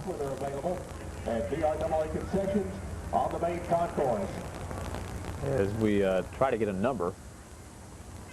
Maybe 82, you don't want to call out numbers at a time like this. It looks like he's going to be okay. He's able to move his extremities at the very least, so it looks like he should be able to, jog off the field under his own power. Incredibly long second quarter here, all kinds of offensive action. And that time, Deloach, back from the shotgun, had a lot of time to throw as we look at the injured player coming off the field. Marcus Gill. And it is Marcus Gill who made the tackle on the play. Looks like he's fine, but he'll have to come out of the game. But good coverage that time by the CPA line. Plenty of time to throw for Deloach, just couldn't find anybody. Makes 9 yards out of the scramble, so it'll be 2nd and 11. Picking up yardage in increments, that's what they need to do. Don't try to get it all in one big long run or one big long pass. But CPA right now, if you notice, they're dropping into that soft zone. That's when they play better. You get into a man-to-man situation. You got Franklin Payne. You got Robertson out there running wild. So you see CPA right now in that 2-deep zone. Right now, that's what they're playing. You don't want to man up on these guys. Deloach gives to Greg Fay around the left end, and he's not going anywhere. Nice job there to trip him up. Joel Atchison. It was Joel Atchison on the initial trip, and then it was Johnny Shields that finished him off. So a nice play by the CPA Lions, a loss of a yard on the play. So that'll bring up 3rd and long for USJ. Most teams 3rd and long, 3rd and 11, they're panicking right now, buddy. You're Jackson. You've been able to make big plays all game and all season, so 3rd and 11 shouldn't scare this bunch.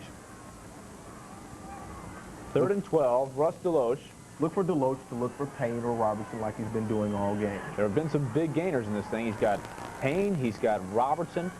They have both made big plays for them down the field. Deloach again from the shotgun. He looks, throws deep down the sideline, looking for Payne, and it is incomplete. He was open. He had a step on the defender, but at that time, Deloach overthrew him just a bit. It was Latimer and Stone out on the coverage there as they tried to go to Mr. Football. They went to the playmaker there.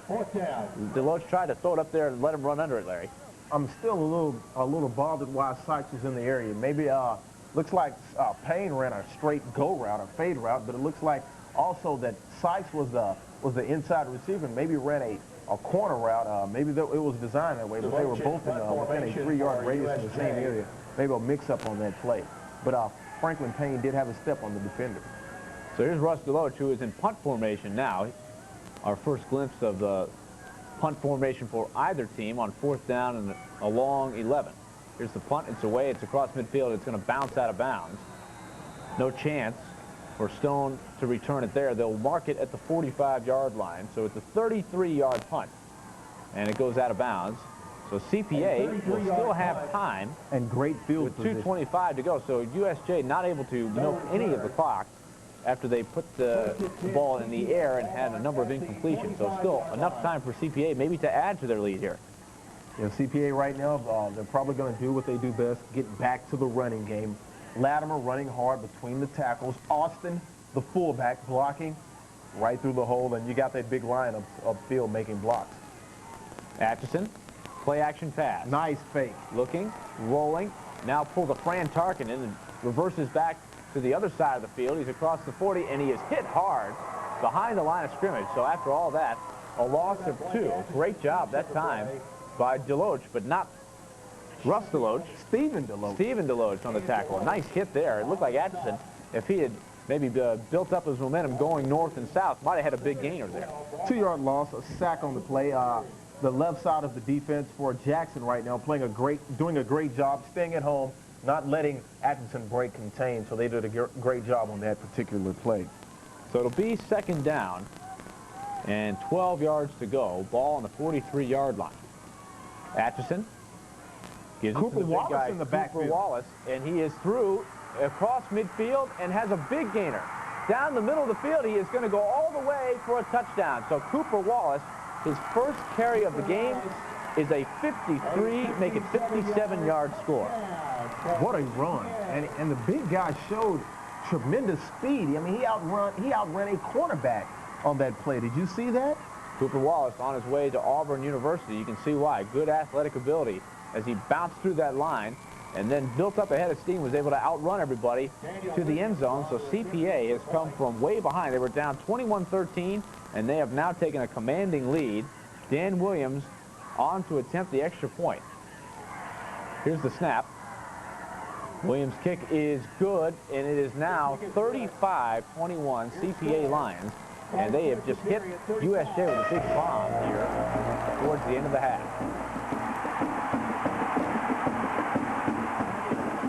Attention fishermen, North is the place for all your fishing tackle needs, without the traffic and the hassle. Stop in and talk to the friendly folks at North. They know how to catch fish, and they'll tell you what works and where. They're open early with the live bait you need and with plenty of easy parking for you and your boat. Stop in North today and get what you need before your next hunting or fishing trip. Less time shopping, more time fishing is what we say. North Market, 1609 Murfreesboro Road, just past the airport. Morning Line on News Channel 5 Plus, Channel 50. It's where you turn to get deeper into the stories about where you live. Larry Britton and Nick Ferris talk with the experts. Had he taken the stand and said, look, I did it, about issues that concern you and your family. That's a pretty good deal. Good deal. You can even call in and tell us what you think. Watch Morning Line with Larry Britton and Nick Ferris. Weekday mornings at 7:30, only on News Channel 5 Plus, Channel 50. Back at Floyd Stadium, 22 unanswered points by the CPA Lions. They now lead it 35-21 here in the Class A Blue Cross Bowl. The first of 5 games in Murfreesboro over the weekend. The 2A game is to follow this one. And then 3 games on Saturday afternoon. 2 plays, 55 yards. The 57-yard touchdown run by Cooper Wallace. a big, big blow to the USJ Bruins. Anytime that Cooper Wallace can rumble and stumble for 50 yards, you got to be concerned if you're on the defensive side of the ball for Jackson, because usually Latimer gets a lot of those big runs, and Brian Stone and Atchison. But Cooper Wallace, he chimed in with a great run, showed great strength and amazing and quick, agile speed. So he's running the ball pretty well. So a problem there with the kickoff there. The ball fell off the tee, so Daniel Williams will have to retrace his steps as USJ, with just over a minute to go in the half, will try to answer. Once again, it's been a wild, wild second quarter. All of the points in this game have been scored in quarter number 2, 56 points. I think they respect Jackson's kick return unit because they're pooching the ball. Look at this. We've got a little razzle-dazzle, and it's going nowhere as the Bruins lose yardage on the reverse, but they have a flag down, and this might be some extra yardage for USJ, although I'm not sure. We'll have to check the signal. 23, Brandon Woods with the return, and he gave the ball to Richardson, Jamie Richardson on the reverse. A little razzle-dazzle, as you alluded to earlier, but Blake Atchison down on the field and down on the play to make the tackle for CPA. Laundry on the field being picked up by the referees. It looks like they're going to wave off the flag. I'm not sure if they're going to even enforce a penalty. Old Coach Mickey right now, he's not happy about the situation. His team played well for the first 15 minutes. Excuse me, Larry. They are going to mark off a personal foul penalty against CPA, so this will help. After the reverse netted -6 yards, they'll get 15 to get the ball out to the 31-yard line. Coach Pack saying, hey, we cannot make dumb moves like that. You got to be smarter in this situation. Up by 14 points, only about a minute left before halftime. You don't want to give the other team hope and life to get back into this ball game. So Russ Deloach will try to punch it in one more time, just over a minute to go in the first half. Clock a factor, and then we have another whistle. As a little confusion here. They are referee calling the timeout. Timeout on the field. Maybe something's on the field, or a coach, maybe it's not like the NFL. He doesn't have a challenge, but fans out there enjoying the ball game, even in not such great conditions. But they got some cold weather here. Nice move to bring the blanket there for the family. That's always a fun thing to have when the wind is blowing the way it is. So here's Deloach on first down, looks to the sideline, throws. It's caught by Payne inside the 40-yard line, tries to push it towards the 40. He's knocked down. And a nice tackle there by David Latimer, who has been the man assigned quite often to Franklin Payne, especially when he's been a pass receiver, Larry. Either himself or Daniel Williams also around the area. But CPA right now playing that that zone defense, also a prevent defense, which sometimes can prevent you from winning. So you might want to be careful. 2nd and 2. Deloach throws left side this time. It's caught again by Payne. Nice move by Payne. 48-yard line, trying to shake free. Gets close to the 50-yard line, and they will stop the clock here to move the chain. So USJ will try to move up quickly as they scramble here. Remember, just like in college football, in high school, they do stop the clock while they move the chain. So it gives you a chance. You don't need a whole lot of time to go ahead and move the football. So USJ will try to keep it going here in the 2-minute drill. 1st and 10 from the 49-yard line. Deloach again throws sideline, caught. This time it's Robertson being dragged out of bounds at the 40-yard line. Poor Daniel Williams, just a mismatch. 6'4" on 5'7". Willie, you do the math. It's going to be a long day for Williams if they don't give him help. I think the matchup with Latimer on Franklin Payne is helping, but they need to put somebody on this guy because he can be the game breaker for Jackson. So we got less than a minute to go as Robertson is out of bounds at the 40-yard line. So it'll be first down for USJ. They are in a hurry as they try to get back in this game. They were up 21-13, but they have given up 3 straight touchdowns to fall behind by 14. Deloach has put it up in the air often. He's going to look again. Throws sideline, over the head and incomplete. It was Sykes, the intended receiver. He was open. A little bit of a rush on the quarterback Deloach that time, and that caused him to throw high. Yeah, it really did. You got those big guys up there, the big cats, the big paws up in the air. Ball floated a little bit on Deloach, but he was looking for Sykes, who ran a nice little curl pattern, a little stop pattern, about 10 yards down the field. CPA right now playing off, giving those guys that underneath stuff. And wait a minute, Larry, we've got a flag on the play here. Let's check it. CPA already called for a personal foul after the kickoff, and they're going to get whistled, I believe, for another one here, Larry. Look at the ref. He's going to move it all the way up. 15 big ones. 25-yard line. Well, let's see what the call is. Another personal foul against CPA. They're going to call roughing the passer. Deloach, as I mentioned, was in a hurry to get rid of that ball to try to get it to Sykes, and now we know why. So first down, University School of Jackson, 23 seconds to go in the first half. USJ trailing by 14, 35-21. They have moved it through the air here on this, what looks to be, anyway, the final drive of the first half. We've thought that a few times before in this half, and there's been a quick score or a quick turnover. So now timeout is called. David Pack wants to kind of stop the momentum. Nice drive so far by the Bruins, and David Pack wants to talk about it. Timeout for CPA right now with about 23 seconds left before intermission. CPA right now a little bit on their heels, but they still are keeping the Jackson receivers in front of them. So they're pretty much doing what they set out to from the outset, and that is to keep the receivers in front of you and make the tackle in the open field and keep everything in front of your sights. So USJ has timeouts to work with here. They've got 2. And so that you have to be thinking about clock management in this situation, Larry. If you get a first down, the clock will stop, as we mentioned, so they can run up, maybe spike the ball, that sort of thing. There you see the score clock. 1 timeout left CPA, 2 left for USJ. 23 seconds, still a lot of time to be able to do some things. If you're Jackson, you got Franklin Payne, this guy, you know, 1,000 yards receiving, 1,000 yards rushing, and look at the kids out there enjoying themselves. I don't know if they got to keep it moving to keep the blood flowing out there. There you go. That's what we used to do at practice. All the time. You just keep moving and, you know, get up a lather or a little sweat and you can get through it. As we were mentioning, Larry, you got to be aware of clock management. If you have a running play and you come up short of a first down, you've got to call a timeout, or you've got to run up quick and spike the ball. With 23 seconds, you probably need to think about calling a timeout there. But look for USJ probably to keep the ball in the air. That's what's gotten them down there so far.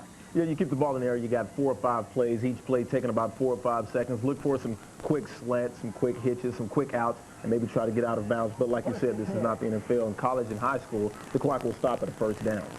So USJ goes to work. Here's Deloach looking, rolling to his right.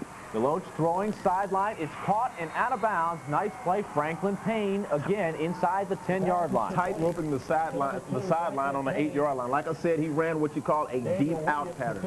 He went down the field, ran the cornerback off, got his hips turned, was probably able to get his hips turned, and was able to run the out pattern back towards the line of scrimmage, back to his quarterback. And you can see it right here. He's running the out pattern. He's running downfield, and there's the stop. And he's wide open right there, and great tightrope action, great camera work by our crew. Boy, couldn't ask for a better play there. Getting out of bounds, stopping the clock, no hurry now. And first and goal from the 8-yard line for the Bruins. Payne in motion. Deloach under center this time, rolls to his left. Looks to the end zone, throws, it is tipped and incomplete. Tried to get to the big guy, Robertson again. He's already got 1 touchdown on the game. And couldn't quite come up with that one. I would say catchable ball. Very, very catchable. 6'4", that's probably catchable. But if Deloach would have got the ball down just about 6 inches, you're looking at a completely different ball game with 6 points going up on the scoreboard for the Bruins. So second and goal for the Bruins. 12 seconds left in the first half. Still have time enough to run the ball if they decide to with 2 timeouts remaining. You've got 2 timeouts, so they have to, if they run the ball, they've got to call timeout immediately. Deloach in the shotgun, looks like he's going to put it up again. He rolls to his right, looks towards the end zone. He's going to be knocked out of bounds. Let's see if they stop the clock. They do. He is out at the 7-yard line, so a gain of 1. And so now it'll be the 3rd and goal from the 7. With 7 seconds left. So time for 2 plays, Larry, if you go quickly, but they need to get it into the end zone here on this first play, I would think. You don't want to get left with no time on the clock and yourself looking up, scratching your head, asking yourself, why didn't you get any points? So a touchdown would be nice, but they want to at least leave themselves time for a field goal on 4th down if it comes to that. And they did call a timeout. They took a little time getting the plays in. Coach Mickey Matterly wants to talk to his troops and see if they can get a touchdown on the board before halftime. So one timeout left now for the Bruins. Is Mickey Marley talking to his team. I really like the mobility, Larry, of Russ Deloach. The quarterback has done an excellent job on this 2-minute drill. Deloach is a great passer, 2,000 yards on the season, 27 touchdown tosses. You got Franklin Payne flanked to one side. You got Robertson flanked to another. Maybe Franklin Payne can get some action in the backfield, get matched up on a linebacker, you know, run a little quick pattern into the end zone and should be able to get a score. Larry, if they're going to win this game, it's going to have to be Payne and Robertson working their matchups. That seems to be where they've had the most success. Yeah, Payne, Mr. Football finalist and a winner, as we know now. So you get Payne matched up on, again, like I said, on a linebacker maybe, and work the matchup in your favor. And CPA winning the battle on the line of scrimmage. So it's kind of the finesse game of USJ against CPA's power game. Now, here we go. Third down and goal for the Bruins inside the 10-yard line at the 7. 7 seconds to go in the first half. The Bruins trail by 14. Whatever the coaches decide to do, it must be quick. Look for a quick slant or a quick stop by one of the receivers. Deloach, quick slant pattern looking for Payne, and it is incomplete. They're going to say he scooped it up. He tried to come up with it right at the goal line. Payne tried to sell it to the officials, holding the ball up, but to no avail. CPA fans loving it right now, but the ball did hit the turf. But great hands by Payne on the play, man. These receivers have those big hands to be such big guys, and right now they're running loose back there in the secondary. Here's the replay. He looked to the right, looked off the receiver, and went back to Payne after looking at Robertson on the right side. And that's like Moss and Carter. You got a great guy on the other side, a great receiver, great speed, and then you got the big guy out there who's just fast and a gazelle running loose. And we have a timeout called by CPA. I like the play call by the Bruins on that one. A quick slant, still 2 seconds on the clock. They knew they had a chance to punch it into the end zone. But if they didn't, they would leave themselves one more play. Now, do you go for it here, Larry, or do you go ahead and kick the field goal? I would kick the field goal to keep, to stay into the ball game. But Mickey Mantley, they drove up here from Jackson. They came to win, so they're probably going to go for it. They may go for it. Here we are. 2 seconds to go. One timeout left for CPA. So I guess they did charge that last time out to USJ. So 4th down and goal to go on the 7-yard line. And it looks like they're going to go for it, Larry. I'm a little bit surprised. I'm with you. I might kick the field goal here, give myself a little momentum coming in to the half. Both teams have showed that they can score a lot of points. So you figure there's plenty of time in the second half to come from behind, even if you're down by 11 as opposed to 7. They're going to have to go for a quick pass. You still maybe have time to run, but it doesn't have to be quick now. You got only 2 seconds, so the question of a field goal or trying to stop the clock is out of the question. So you got a lot of play options down here, but you're only inside the 10-yard line, so your options of trying to throw a plethora of passes are knocked down because you're inside of the red zone. You can only do a few things. So now CPA is going to take their final timeout as the chess game continues here, and they're adding time on to maybe the longest second quarter that I've ever seen, Larry. Unbelievable how long this thing has taken. Think how quick the first quarter went, where each team only had the ball one time, and then this second quarter has taken seemingly forever.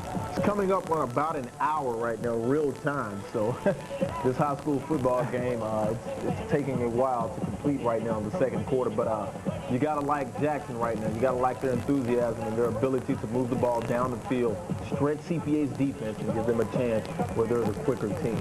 Jackson feels pretty confident in their passing game if they're going to go for it here. From the 7-yard line, it's not like they're on the 1 and they have a chance maybe to run the ball in. They're going to go for it here from the 7-yard line, so they've got confidence that either Payne or the big guy Robertson can get open, and confidence in Russ Deloach, the quarterback, to deliver the ball. I'd either throw Payne on the slant, maybe he could beat his guy one-on-one, or I'd just toss the fade route to Robertson one-on-one against a small guy like Daniel Williams, and maybe you can get something to happen right there on that play.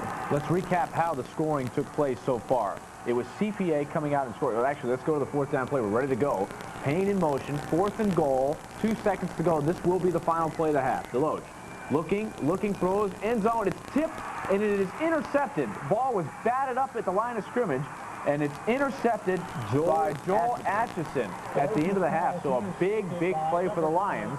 They will head to the locker room up by 14 points. So the gamble does not pay off for Mickey Marley. 35-21 CPA leading USJ here in the championship game for the state title here at the Blue Cross Bowl. It is halftime. When we come back, we'll have a feature on Mr. Football Stephen Ross of CPA, and also we'll have first half stats and more. Here on halftime, you're watching the Blue Cross Bowl here in Murfreesboro. Stay with us.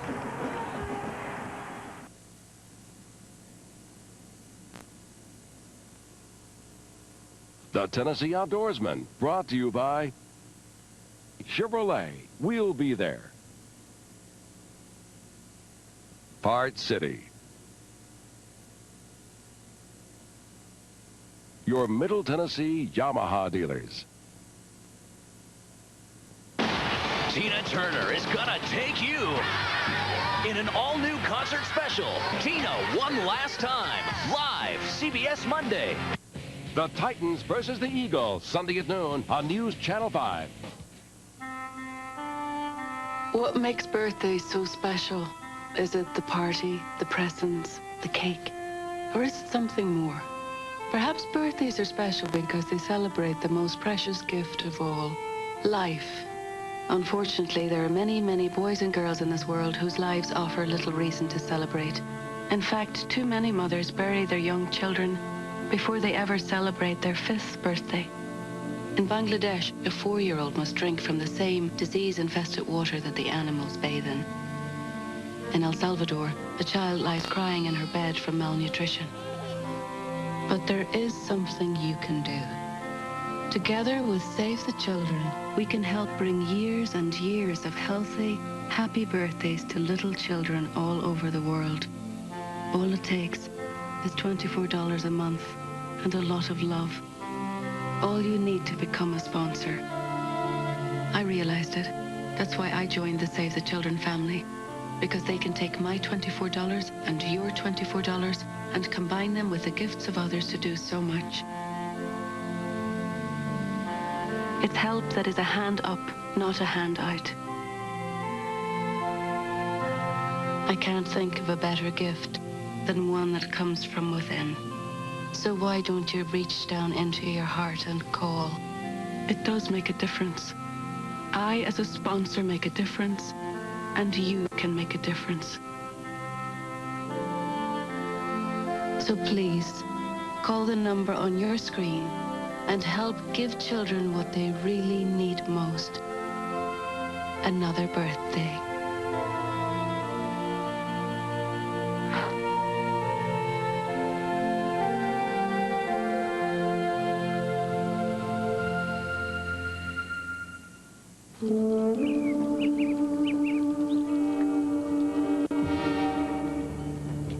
I guess you're really going off to school. Mom, I'll be okay. I'm gonna miss you.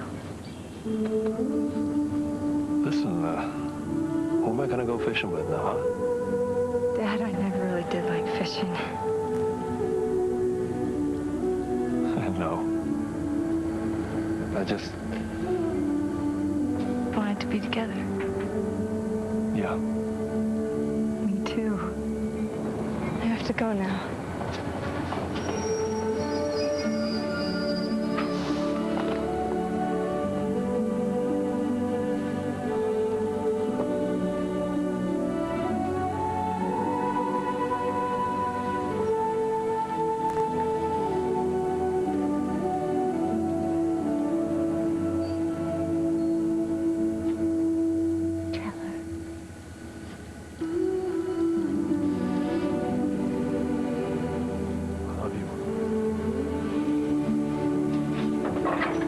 Family. I love you too, Dad. Isn't it about time? From the Church of Jesus Christ of Latter-day Saints.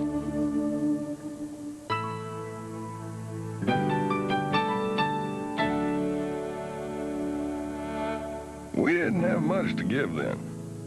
Thin crop left us with hardly enough apples to fill the stand.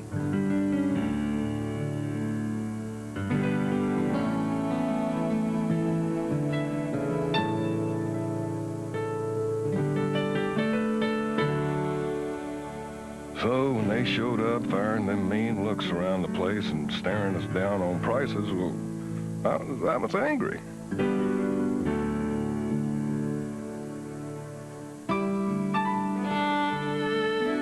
Didn't seem to bother my father, though.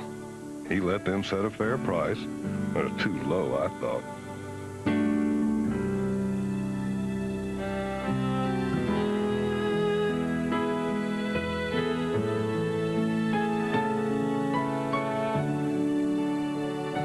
Then he did more than I would have done. He had me load another bushel of apples in their trunk. I learned later on that this family was in need. We did the right thing that day.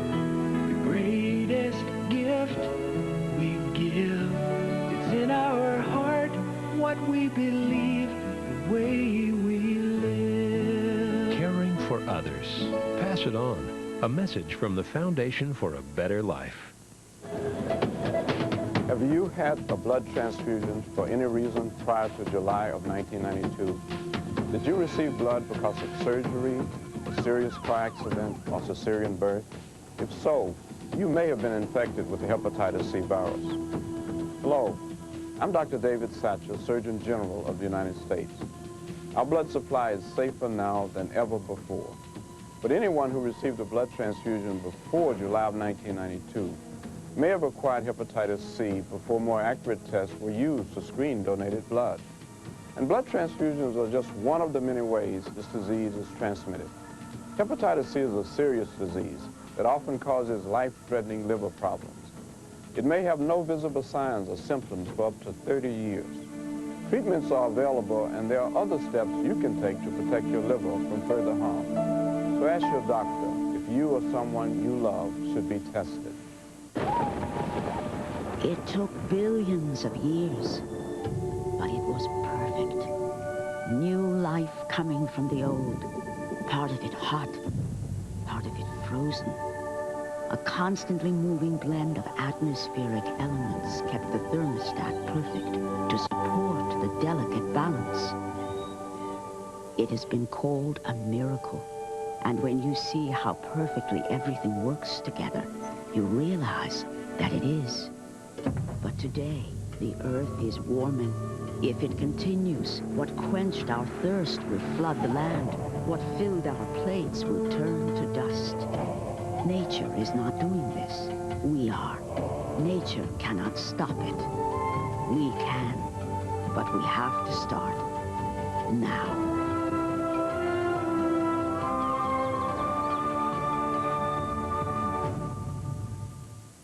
A log cabin on the lake.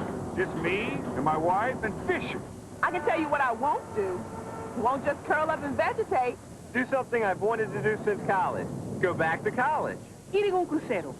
Alaska.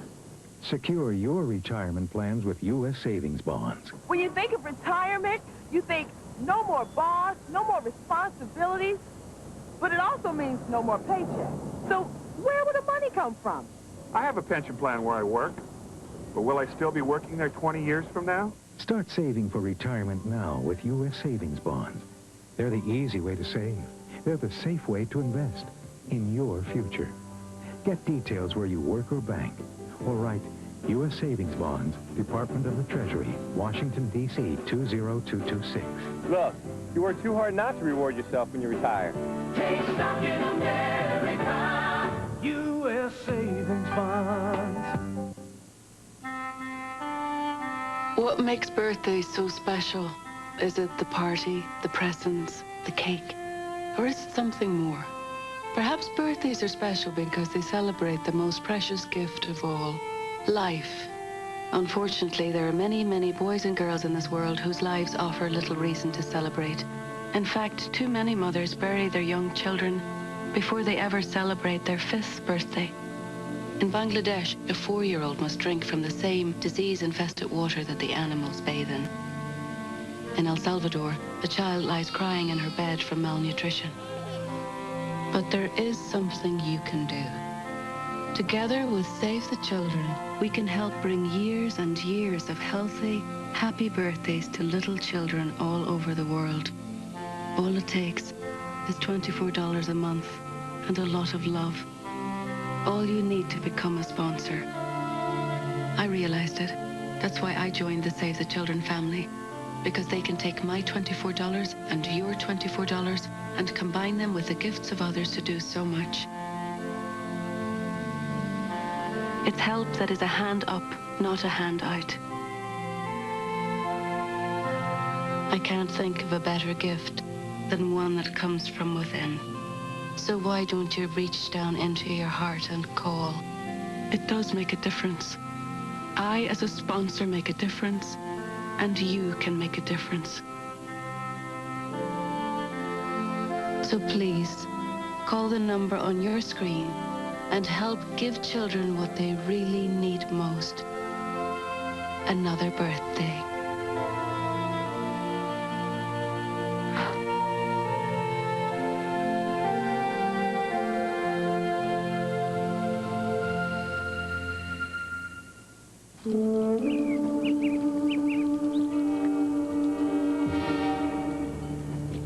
I guess you're really going off to school. Mom, I'll be okay. I'm gonna miss you. Listen, who am I gonna go fishing with now, huh? Dad, I never really did like fishing. I know. I just... Wanted to be together. Yeah. Me too. I have to go now.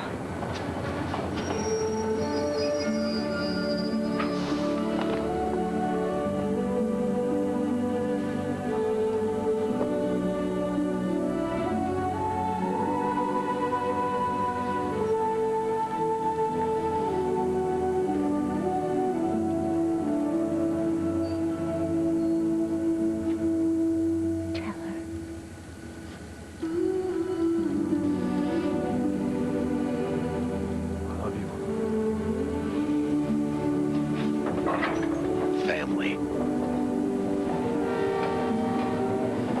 I love you too, Dad. Isn't it about time? From the Church of Jesus Christ of Latter-day Saints.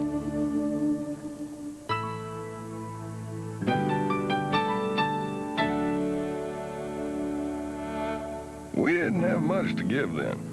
A thin crop left us with hardly enough apples to fill the stand.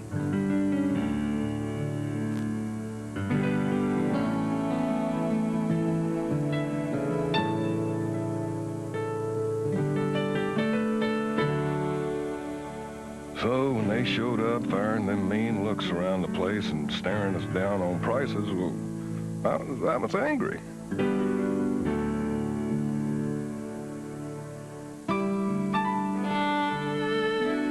Didn't seem to bother my father, though. He let them set a fair price. Too low, I thought.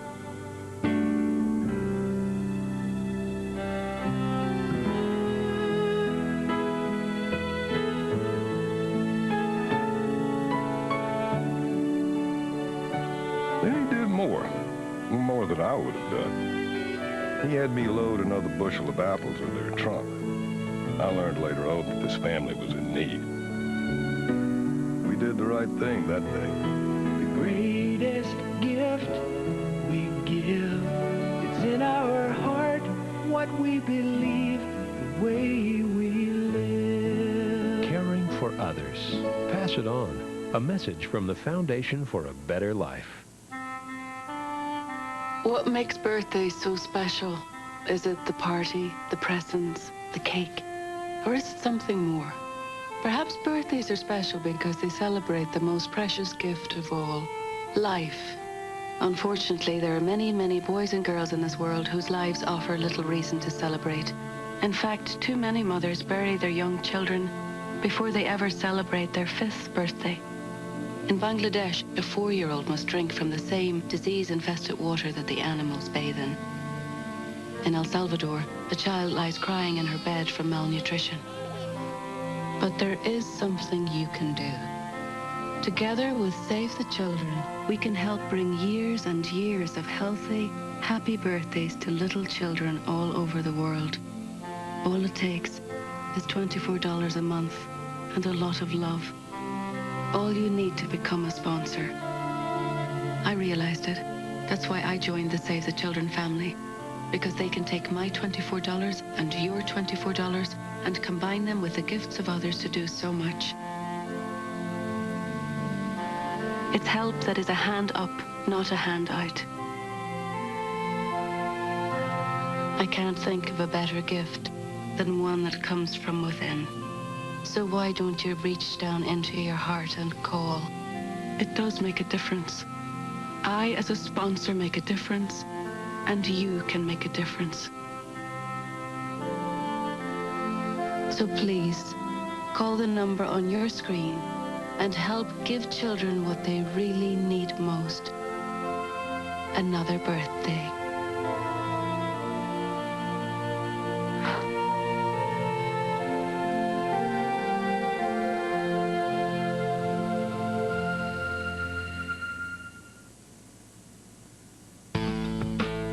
Christ Presbyterian Academy in Nashville has something that a lot of people want. 6'5", 265-pound senior, Stephen Ross. I started playing football in 5th grade, and I played in 6th grade also, both of those years for the church football team. It was the funnest thing I had ever done. It was so much fun, just dressing up in pads and going around and banging around with all the guys and everything. It was so much fun. We practiced like twice a week and played on Saturday, and we loved it. It was awesome. And God's blessed me with size and ability, and He's given me a good mind so I can have good grades and be accepted to whatever school. And because of that, I'm being recruited by a couple of schools, and it's enjoyable. I really like it and everything, but I think right now I'd much rather concentrate on high school and finish strong with that than have to worry about college during the season and all. Don't get me wrong, the recruiting process is great. It's great hearing from schools, getting a bunch of mail every day, and I think my parents may like the mail thing more than I do, just because I come home and my mail's sitting on the kitchen table and they're saying, "Oh, open your mail," you know, and they want to see it just as much as I do. When Stephen isn't tackling kids on the field, you may find him doing the same at home. In my spare time, not all my spare time, I mean, I spend time with my friends too, but for work, I babysit. I babysit around the neighborhood, and mainly for little boys, because they love having a boy babysitter. I mean, and it's great because I love playing with kids. It's awesome. Sometimes the guys will kind of joke about it, like we were at a Titans game last fall, and me and a couple other guys, and one of them asked me if I could do something like on a Saturday or something or what, and I said, "I can't, I got to babysit." And he said, "All you do is play football and babysit." And I thought that was kind of funny, and everybody laughed and everything. But I don't really mind because I enjoy doing it, and so it's fine with me. Stephen has all of the qualities that are needed to make a great athlete. He's calm, but he's confident. He is humble, but he is sure of himself, and he is very much able to keep himself on an even keel with adversity and success. And that's a great trait for an athlete. Well, it's a great trait for anyone. And the thing that I admire about that is that I am not good at that. He is very good at that. And it helps him. It serves him well.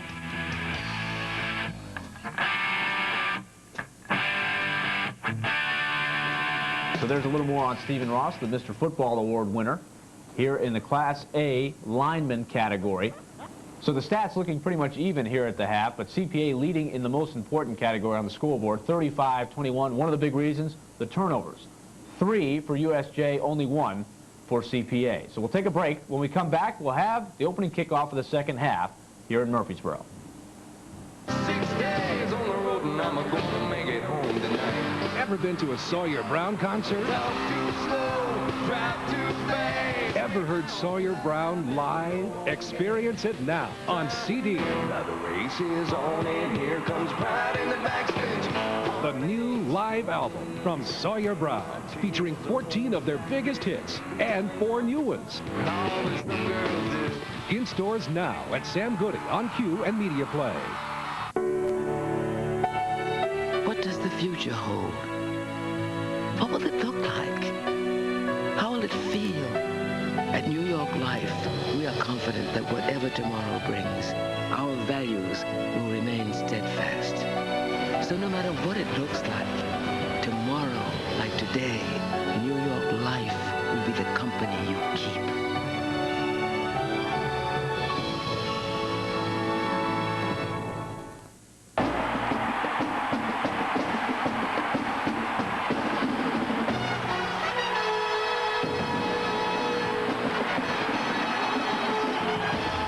To go for the second half here at the Blue Cross Bowl in Murfreesboro. CPA leading USJ 35-21. So Christ Presbyterian Academy in the white jerseys from the Nashville area, and USJ, the University School of Jackson from the West Tennessee area. They will kick off to start the second half, and we'll see if the defenses can rally here in this third quarter. Not much defense at all by either team in the first half. Willie Donick, Larry Ridley here with you as Jackson Side's Andy Metcalf is ready to kick things off and start the second half of play. Don't expect much defense neither, Willie. So these high-powered offenses, they're gonna rule supreme. Metcalf, and there's an onside kick attempt by Jackson.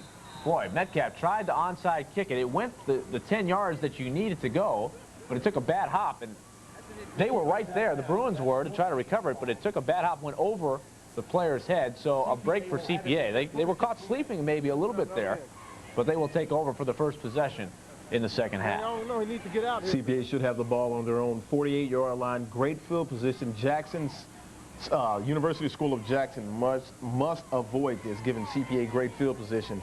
CPA look for them to pound the ball in the second half and maintain their cushion or their advantage. Yeah, with the 2-touchdown lead, you would figure you'll see a steady diet of running plays. They only threw it 5 times in the first half just to kind of keep the defense honest. And so they will take over 1st and 10 at the 48-yard line. Once again in the first half, they did most of the damage on the ground. They had 85 rushing yards from David Latimer, 57 yards on 1 carry from Cooper Wallace, and 30 yards by Blake Atchison, the quarterback. Atchison set to go again. Wallace in motion to the far side of the field. And here's the pitch out to Latimer. He's right up the gut, across midfield, and inside the 47-yard line to about the 46. So a nice gain there by Latimer, and we expect to see a lot of number 2 getting the ball carries in the second half. Yeah, Ross and Greenwood on that offensive line doing a great job making holes for David Latimer on the pitch from Blake Atchison, and the fullback, very unsung, Austin Hyde, doing a great job of leading the way for David Latimer. Drake Malone on the tackle for USJ on the play. 2nd down and 5 from the 47-yard line as CPA has crossed into Bruin territory. Atchison, pitch out again. Latimer cuts back, and this time he's going to struggle to gain any yards, and he's thrown for a loss back on the other side of midfield. A nice job there on the pursuit. They tried that cutback play in which they tried to get it going on the pitch, and then they cut back up the middle of the field, flag down on the play. David Latimer last week against, was it Trousdale, or who did they play last week? Anyhow, he ran that play for a touchdown. So, I mean, that was a big gain for them last week. This week, Jackson very well scouted this play, and they came with a run blitz, and the linebackers blitzed up the middle. So it was a great scheme on the defensive side of the ball for Jackson. Fay and Richardson on the tackle as you take a look at Mickey Marley, the coach for USJ. Holding is the call against CPA, but they will decline the penalty with the big loss. I'm just getting word that they beat Boyd Buchanan, excuse me. They beat Boyd Buchanan last week. Latimer ran that exact same play about on the same side of the field. He went 60 yards last week. It's a pitch to the right side of the field. He hurried up and plants and comes back to the side with a trap from a blocker on the offensive line and tries to get up through that hole through the offensive tackle from that trap. And he was gone last week. This week it was scouted very well by Jackson. 3rd and 9 for the Lions on the 49-yard line after the Bruins declined the penalty. Atchison has a man in motion.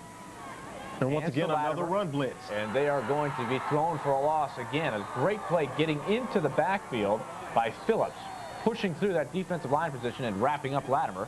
So they have got the sights set on number 2. They know if they're going to have a chance to win this game, they have got to stop Latimer. That's the first thing you have to do, and they did it on the opening possession. So it'll bring up 4th down in a punting situation. And that's the first time, this will be the first time we've seen CPA punt as you watch the play again. It'll be Daniel Williams who is in punt formation.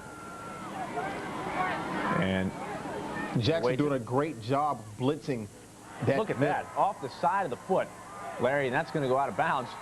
Let's see where they spot this thing. He may not have gained anything. I'm not sure what he was trying to do. Larry, it looked like he was trying to kick the ball straight into the stands. The only time you will see a punt like that is in Chicago or Buffalo at mid-December, early January. That was a great shank on the punter's side. CPA's defense with bad field position now. Jackson, look for them to try to move the ball. And, hey, their fans are here from Jackson. They want to see some offense. Look for Deloach, maybe to get back in the groove, looking for Payne as well as Robertson. So here's an opportunity for the Bruins. -2 yards on the punt. They'll spot it at the 41-yard line. You don't see that very often. No block, not a bad snap or anything, just a shank for -2 yards. And here is Deloach trying to give it to Fay. Fay cutting back, nice play across for a nice gainer. Give him 9 on the play. Ross and Latimer on the tackle. Latimer on the stop. Great play by Sykes. Was that Sykes? That was Fay, but the flag on the play may not matter here as they're going to probably bring this play back. Greg Fay, this time he bounced the ball outside. Usually when he bounces outside, he doesn't have the speed enough to beat people, but sloppy tackling on the play of CPA enabled the back to get through the hole and get some positive yards. That's a shame. That's twice for Greg Fay that good runs have been called back due to penalties. First time it was a clip. This time looks like it's going to be holding because the referee threw the flag. So more times than not, when it's thrown right, you know, in the offensive line's direction, it's holding. Good thing the flag didn't hit anybody this time. So they'll move it back to the 47-yard line, where it will be 1st and 21, as Russ Deloach will have to go back to work. Looking back to the end of the first half, the Bruins move the football all the way down the field, trying to cut the deficit to 7. They went for it on 4th and goal from the 7-yard line instead of trying to kick a field goal, and they came up empty. So they still trail by 14, but the offense has got to be feeling very confident. So now they'll take the snap, 1st and 21. This time Deloach will go under center. He has gone shotgun quite a bit today. Fake Deloach, on the counter. Short pass, wide open is Fay. He's across the 40 to the 35, making moves inside the 30 to the 25-yard line and close to the 20. A 1st down play and a well-designed play as everybody for CPA took the fake, and Deloach found Fay for the high percentage pass. Yes, everyone took the fake. It was a great fake on the behalf of Deloach. He faked the handoff and rolled out to his left, and they snuck out the fullback, Greg Fay, into the flat of the left side. He was able to get, and there's the play. He's wide open, no one within 15 yards of him. What a move by Greg Fay. My knee is still buckling on that one. That was a great move. Joey Horn missed the tackle. Once again, CPA needs to tackle better. 1st down at the 23. Deloach looking for somebody. Throws towards the sideline out of bounds and a flag down. Deloach has been running for his life, it seems like. CPA with that heavy rush, with that big size advantage, they're using it and taking advantage of their size. So let's check the penalty here. It has been CPA that has picked up most of the infractions so far.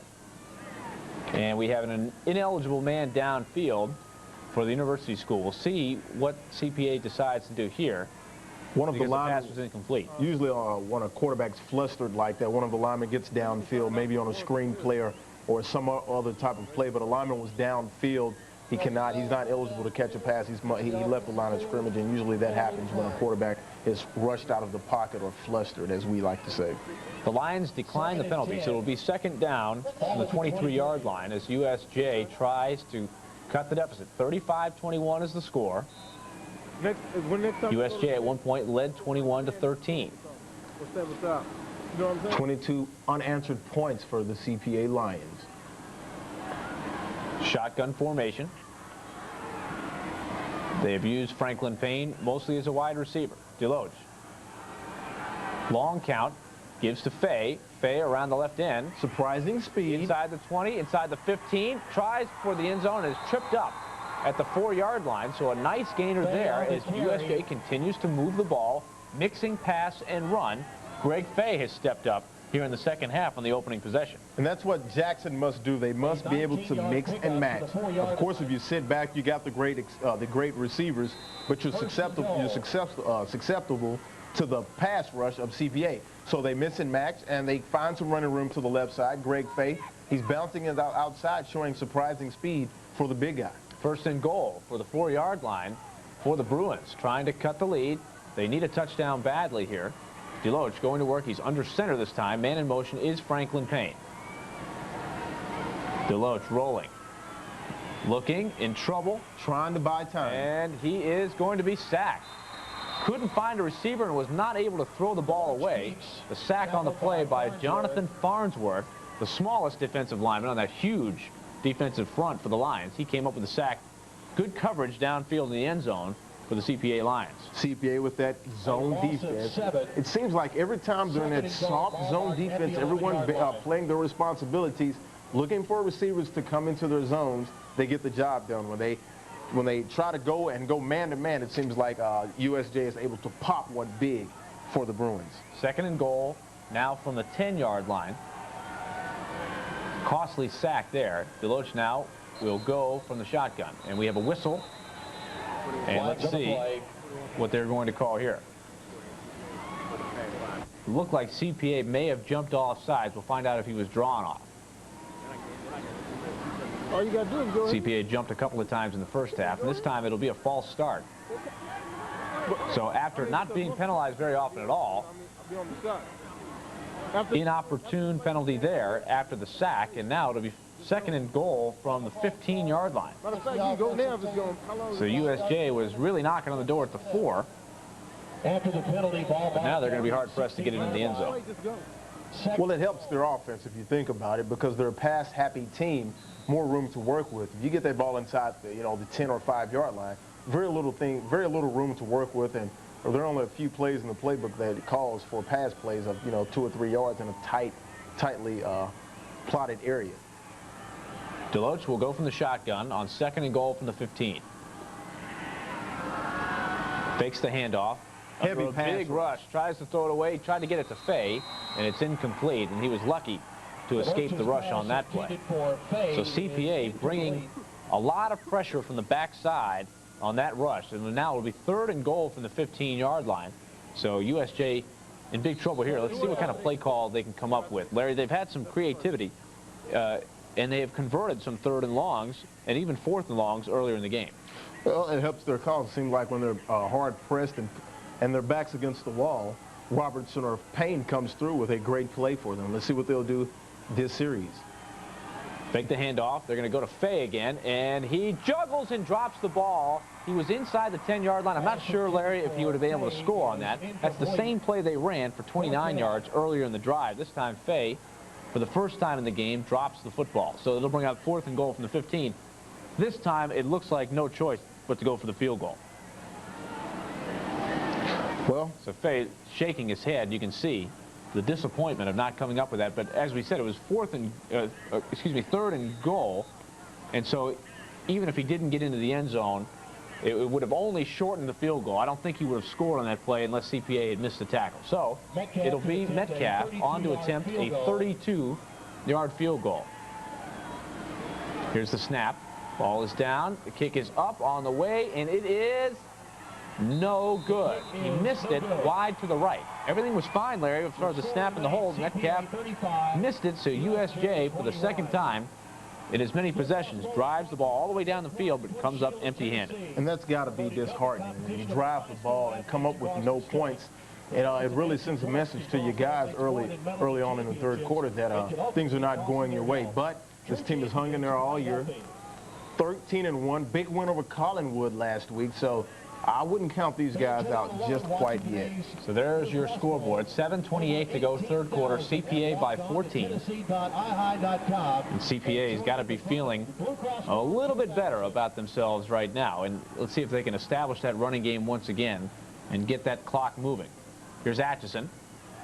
Looks on the option, cuts upfield to the 25, across the 30 to the 35, and drives a tackler forward across the 40, and they'll mark it at the 41. So a nice run by Blake Atchison on the keeper. Great run. You see what he did to the defensive back. He just, Atchison has surprising power in that little body of his, but he's a great quarterback, a great leader. Now you see why he's back in the fold at the quarterback position for CPA. Sheffield on the tackle for USJ. It'll be a first down at the 41-yard line as CPA tries to get out of a hole. Their best defense has been keeping the ball away from USJ. They have not stopped the Bruins defensively. Here's Latimer right up the middle, and he will get about 6 as he presses close to midfield across the 45 to about the 47-yard line. Tackle on the play by John David Sykes with some help from Cook. This guy must be getting some Powerade or something. It doesn't look like creatine, but he's taking some kind of performance-enhancing drink. What do you think? Well, I just saw the Gatorade thing on the sideline, so perhaps that's what they're going with there. It's too late to enhance the body now. It's time to get it on. 2nd and 4 from the 47. Here's the pitch out to Latimer, turning the corner, trying to get to midfield, dives forward to about the 50, and he is taken down by John David Sykes. 3-yard run by David Latimer. It's tough hitting out there. It's hard hitting out there. You can hear it from miles away almost. Those guys are down there playing their hearts out. Both teams really, really want this championship. And David Latimer running right now. That offensive line seems every time they line down, there's a great push on the side of CPA that's knocking Jackson's defensive line backwards. CPA was very disappointed. They did not get to the state finals last year. They felt like they had a good team. They slipped up in Trousdale County. They don't want it to happen again. They were going to settle for nothing less than a state title. Here is Latimer pushing across on 3rd and short, has the first down, and he's across the 50 to the 45-yard line. So it'll be 1st and 10 in USJ territory as CPA tries to continue to keep the clock moving as they use the power running game. Did you see the line high just collapsed on the whole right side of Jackson's defense? I mean, they're outmanned. They're getting beat at the point of attack. We've said that over and over again, the point of attack.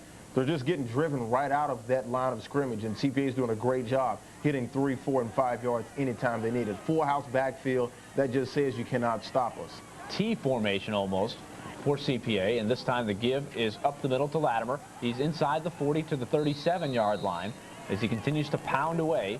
And USJ, you have to start thinking, has got to send everybody up there. They've got to stop the run and try to force CPA to pass the ball. Even though they've got Brian Stone out there, who's a very dangerous receiver, he's shown that he can beat them.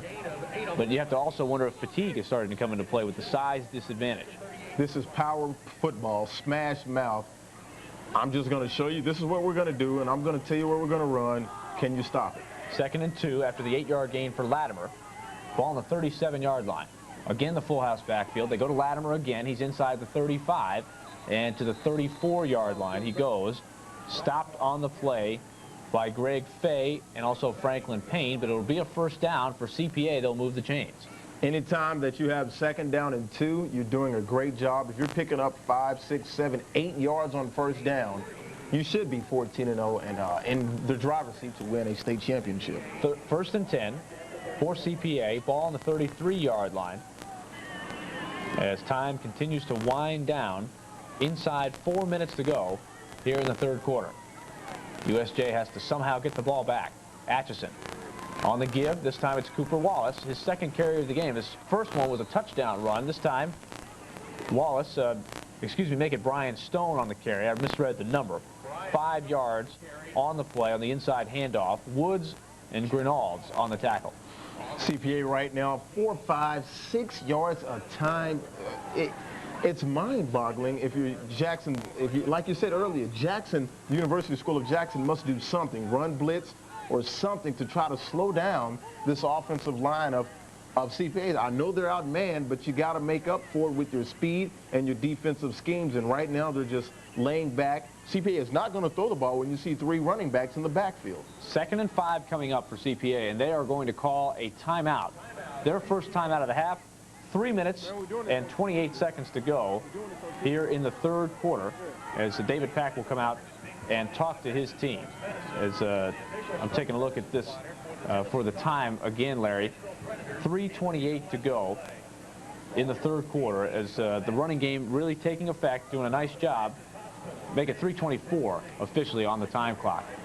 David Pack talking to his offense, and it has been all running plays here on this drive as they try to chew that clock up. There's no reason to put it in the air right now. 5 pass attempts the whole half.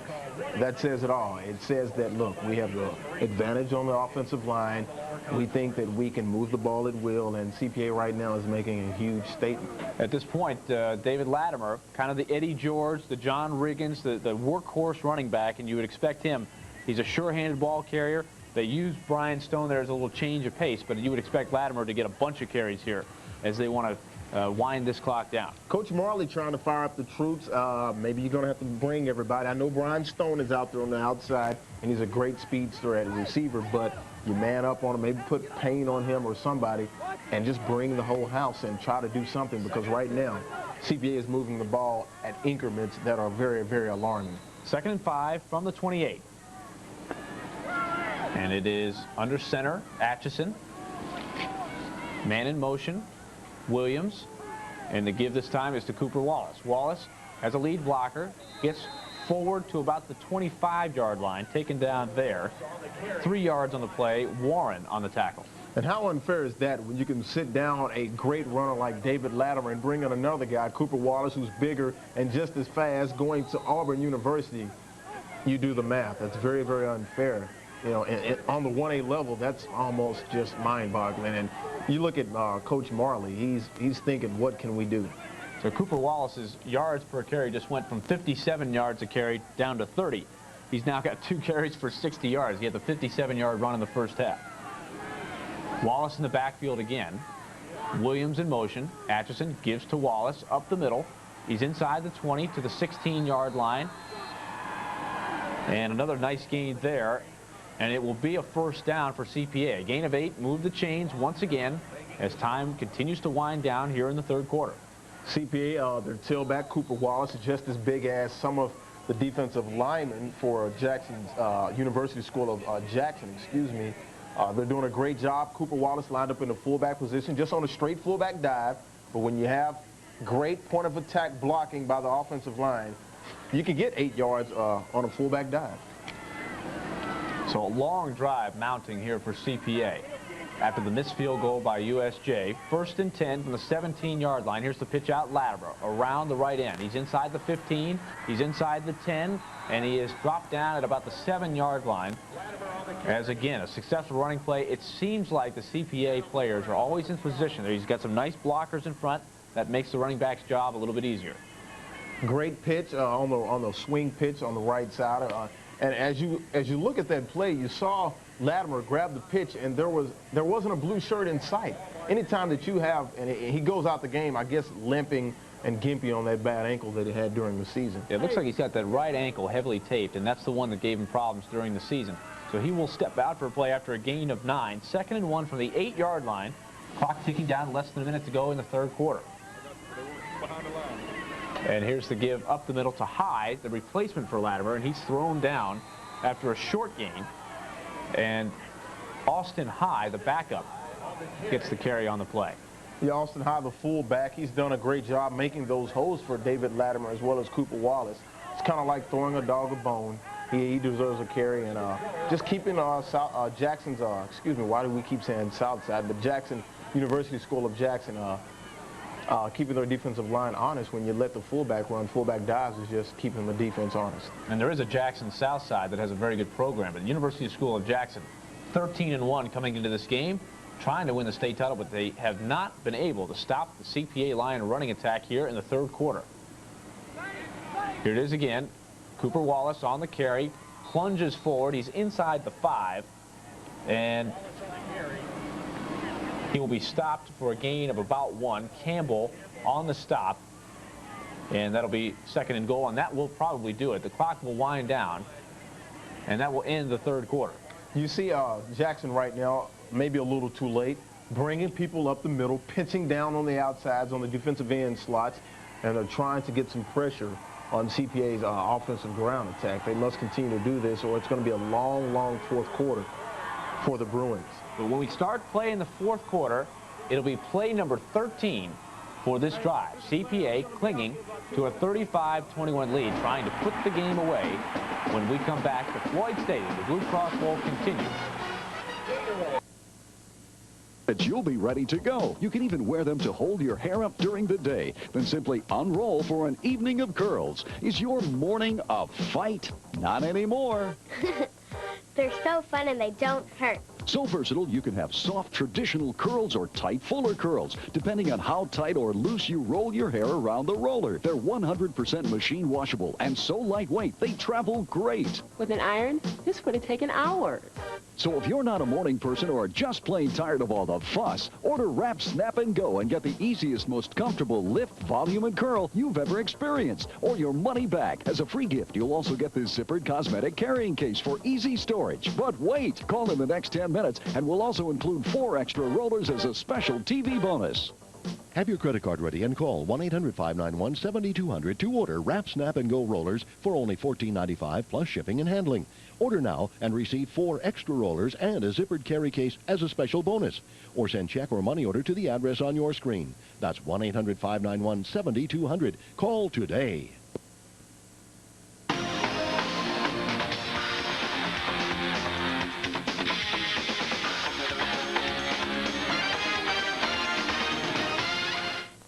And hi everyone, I'm Brad Miller with a look at sports for this half hour. We begin with college football, and the chance to play in the national championship is on the line tonight as the top-rated Oklahoma Sooners take on Kansas State in the Big 12 title game. Now, if the Sooners can beat the Cats, they will face Florida State January 3rd for all the marbles. This evening's game is a rematch. Their first meeting was back in October, where the Sooners went into Manhattan. They fell behind early, but they stormed back and clobbered the Cats 31-14.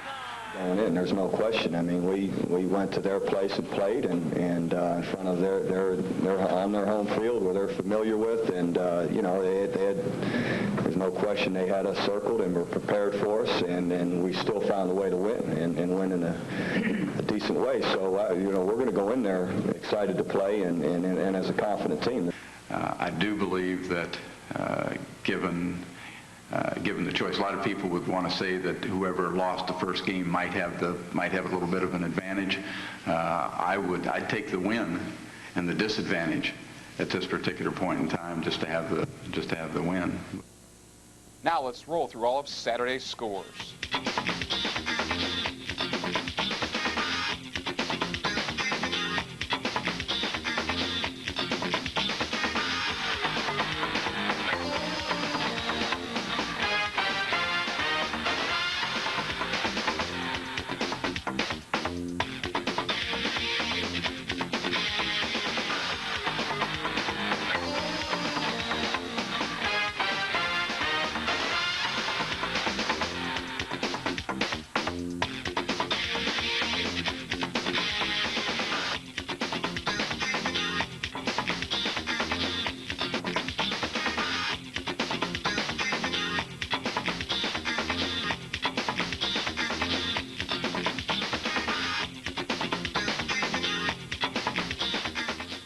Tonight in Las Vegas, arguably the fight of the year, as Felix Trinidad will get it on with Fernando Vargas. Now, both fighters weighed in at the 154-pound limit.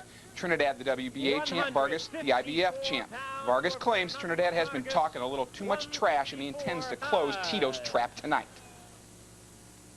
Trinidad has opened his mouth a little too much, and, you know, I give him the utmost respect, and I still give him the utmost respect as a champion, but he hasn't. So, you know, I thought it was going to be mutual. It hasn't been.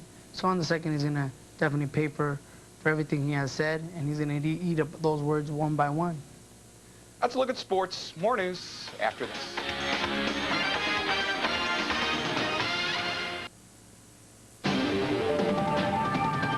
Hey guys, listen up. You want a competitive edge in the gym, at work, even in the bedroom? Want to look and feel great every day? Then you've got to know about Men's Health. It's packed with information that can change your life. Workout tips that burn away that belly and build loads of muscle. Stress-busting techniques that put you back in charge of your life. And wait until you see what it does for your love life. With Men's Health, she'll forget every other man she's ever met. Let's go to Chicago. Lori? Matt, the response is incredible. Women say men who read Men's Health know secrets about driving them while other guys don't. And right now, Men's Health is making an unbelievable offer. Get a free trial issue plus 3 guidebooks free. Power Nutrition, amazing abs made easy, and drive women wild. Guys, you can't afford to miss out on Men's Health. Call now for your free trial issue. Continue and get a year's worth of sex tips, workout tricks, and nutrition secrets, plus 3 fabulous guidebooks free. Call now, Men's Health. Hey, this is tons of useful stuff.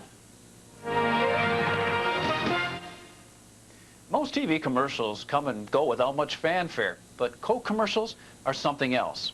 For many of us, when you hear one of them, like a Coke and a Smile, or I'd like to teach the world to sing, it strikes a memory of some event, place, or time.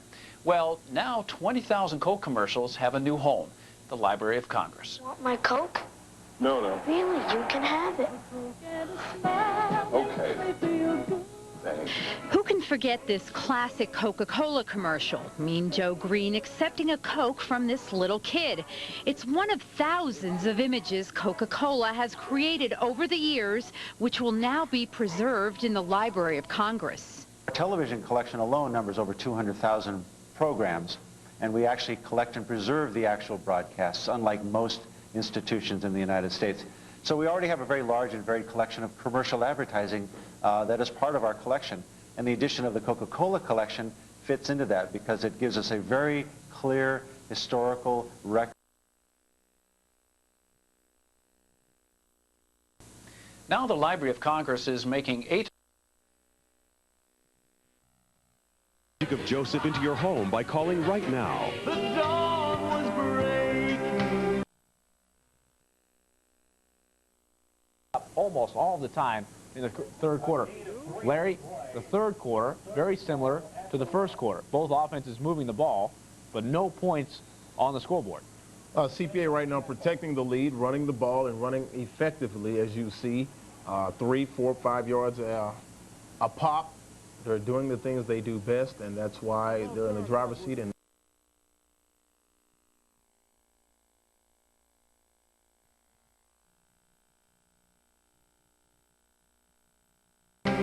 This is the musical the entire family can watch again and again, with performances by...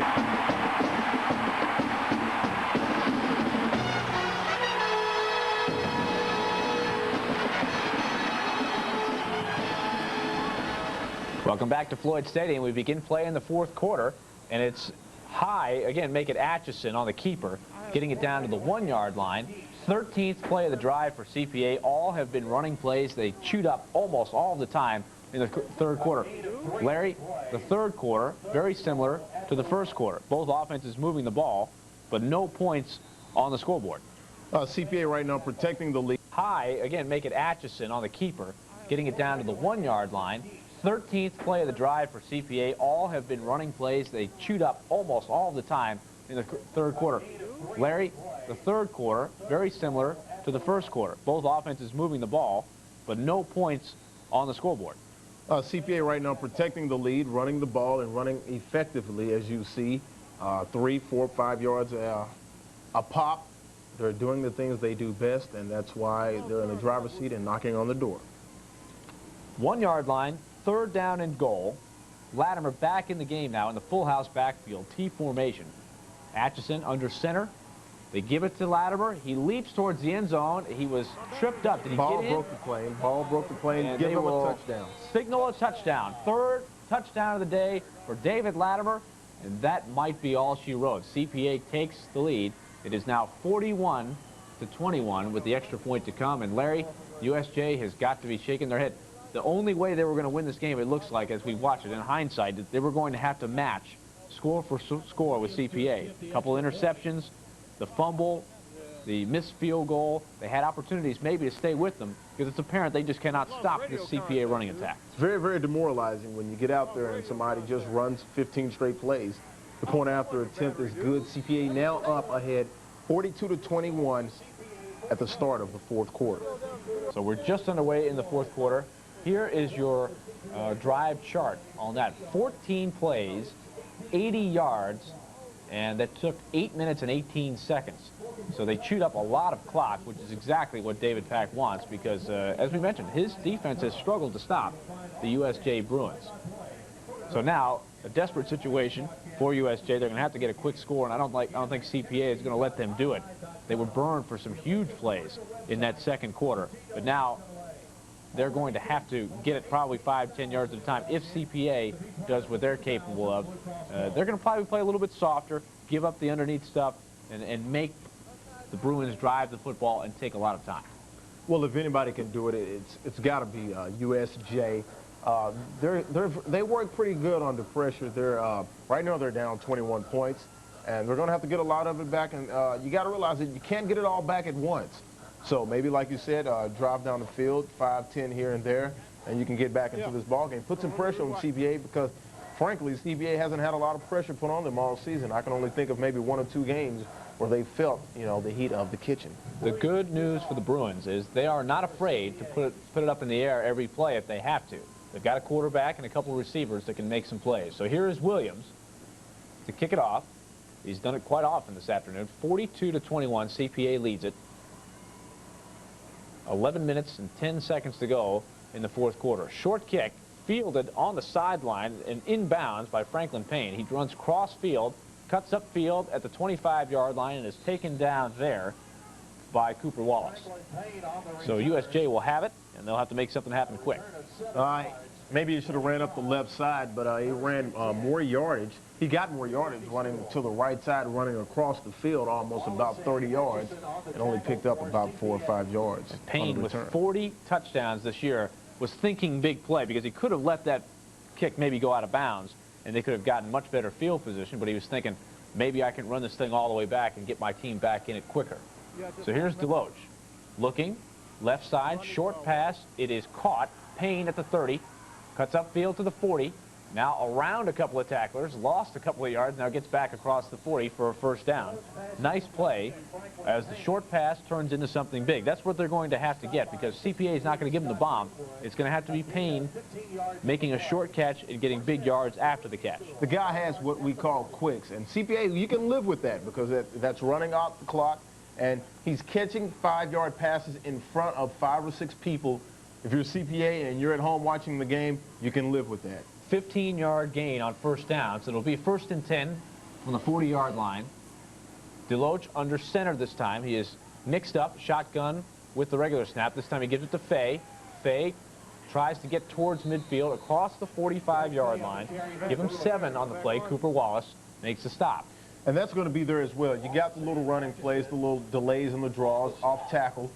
Because CPA right now they're waiting on the pass plays, and there's Payne once again, nice quicks, making people miss, wiggle room, doing a great job. What we call yak, yards after the catch, or rack, run after the catch.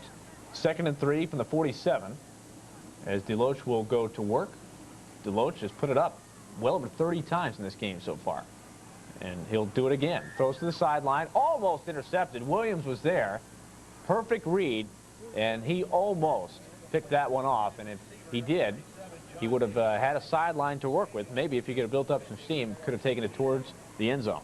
John David Sykes looks like he ran just a little quick stop route and gave up on it because it looks like Deloach came. That was not his primary receiver. Looks like he came off 1 or 2 receivers and went back to the backside for that completed throw, but it was broken up nicely by Daniel Williams. Look at David Pack. He doesn't think this game is over by any stretch, even though his team leads by 21 here. Very concerned about his defense as Deloach goes to work from the shotgun on 3rd and 3. Man in motion is Payne. Here's the snap. Deloach fakes a handoff, looking for Payne. Big rush, and he is sacked. A great play from behind. It was Stephen Ross, Mr. Football, with a big play, his second big one of the game. The first one was back in the second quarter when he recovered the fumble after the sack. That time runs down the quarterback from behind. Ross, heading to play Division I football, shows you why there. Well, no babysitting right there. He gobbled up the quarterback. Nice. Here's the replay. Nice. Never giving up, and he just takes a big swipe with that paw at Deloach and knocks down Deloach. And at CPA right now, you can give up the run, you can give up the short pass because all you're thinking about on that defensive front is teeing off on the quarterback. Everybody meet at a spot, that big X that's on Deloach's chest. So a timeout called by Jackson. They are going to have to get something going here. Let's go down to Darrell Holman.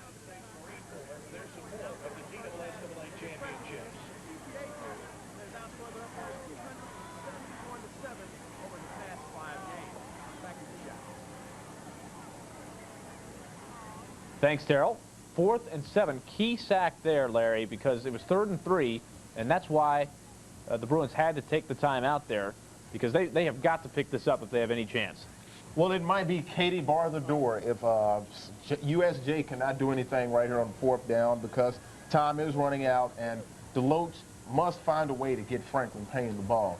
I'll see him in motion. I'll see CPA's defensive backs well off, get the guy the ball, take the little 5-yard pass, and maybe Franklin Payne can make someone miss. He's done it all year. 9 minutes to play, 9:13 to be exact, 42-21, CPA leading as Ross makes the sack, his 6th quarterback sack of the season. He has got a bunch of tackles, and as we mentioned a couple of times tonight, he will be heading to Auburn along with Cooper Wallace. Both have played pretty impressively tonight. As you see the crowd on hand, bunched up there towards the middle of the field. The 2A state final game will follow this one. The CPA tries to seal the game here. 4th down and 7. And Deloach goes from the shotgun. Looks, throws deep down the sideline, looking for Payne, and it is just barely overthrown. Payne had a step. It would have taken a perfect pass, and they tried to loft it up there. They completed that pass in the first half, but not this time. You cannot have that if you're CPA. You cannot have guys running behind your secondary. You're up 21 points. You cannot give up anything behind you. And maybe a mistake by CPA, but they're going to come away with the ball, and let's see if they can run out the clock. So CPA will take over with 9:07 to go. As you can see, the disappointment in Franklin Payne. He had a step, and that could have been a big play. Had they been able to hook up on that one, a quick score would have been just what they needed. But instead, CPA has the ball at the 43-yard line, and they will probably go back to the running game here. David Latimer is the deep back, and they'll go to him. Right up the middle, left side, angling towards the 30-yard line. Big gainer, 1st down carry for about 12 yards. That whole left side just walling off USJ's defensive front. Linebackers, the secondary. You know, CPA's running back, they're hitting that second level, as we like to call it. Yeah, every time Latimer gets the ball, it seems like he's getting tackled by a safety or a cornerback, and that is very, very bad news if you're a USJ fan. 1st and 10, 31-yard line. Latimer now up over the 100-yard mark on the day. Atchison under center, looks over the defense, has a man in motion, and now gives it again to Latimer. Up the middle, inside the 30, down to about the 27-yard line. Saw a hanky on the field. Let's see what we've got. Warren on the stop. There are flags on the play. Steady diet of David Latimer here in the second half. Came in late. It's got to be personal foul. Maybe I saw some hands around a head, maybe a face mask penalty. It will be a face mask. Good eye, Larry. 5 yards, and that will be tacked on to the end of the run. So let's see. That will give USJ, or I'm sorry, that will give CPA another 1st down as they mark it off. This is very, very unusual. I've seen a lot of great teams that run the ball in my day, but have you ever seen a team go a whole half without throwing the ball? You're taking part of that right now. I guess you got to go back to a lot of old wishbone teams that you used to see in the 70s and in the 80s. CPA is capable of throwing it, but no reason to right now. They can keep moving the clock. Not much degree of difficulty in just turning and handing the ball to Latimer or Wallace. USJ must become the aggressor and put some pressure on CPA's offense. Right now, they're just sitting back with just there's a lot of pressure now. Let's see what they can do.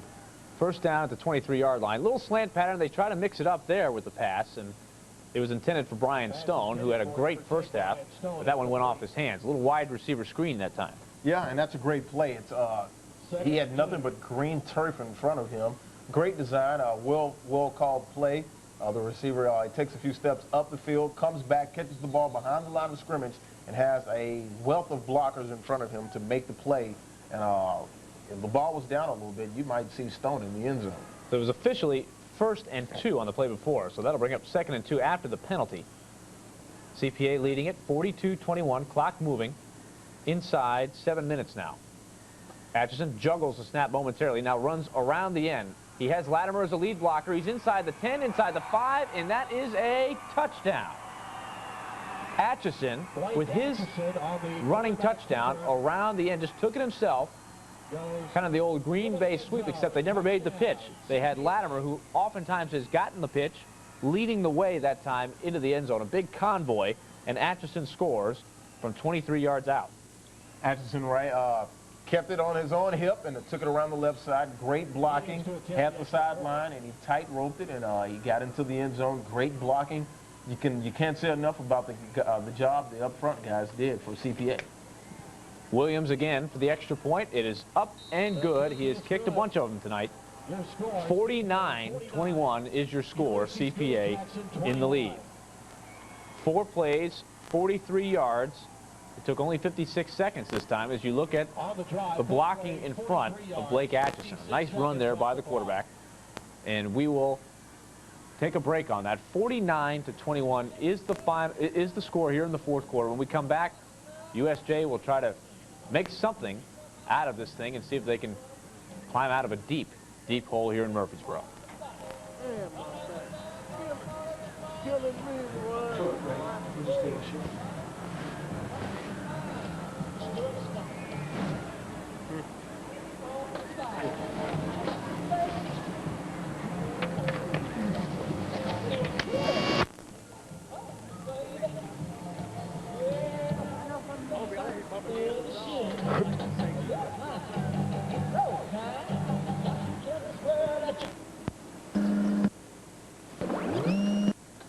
Ready? Yep. 3, 2, 1.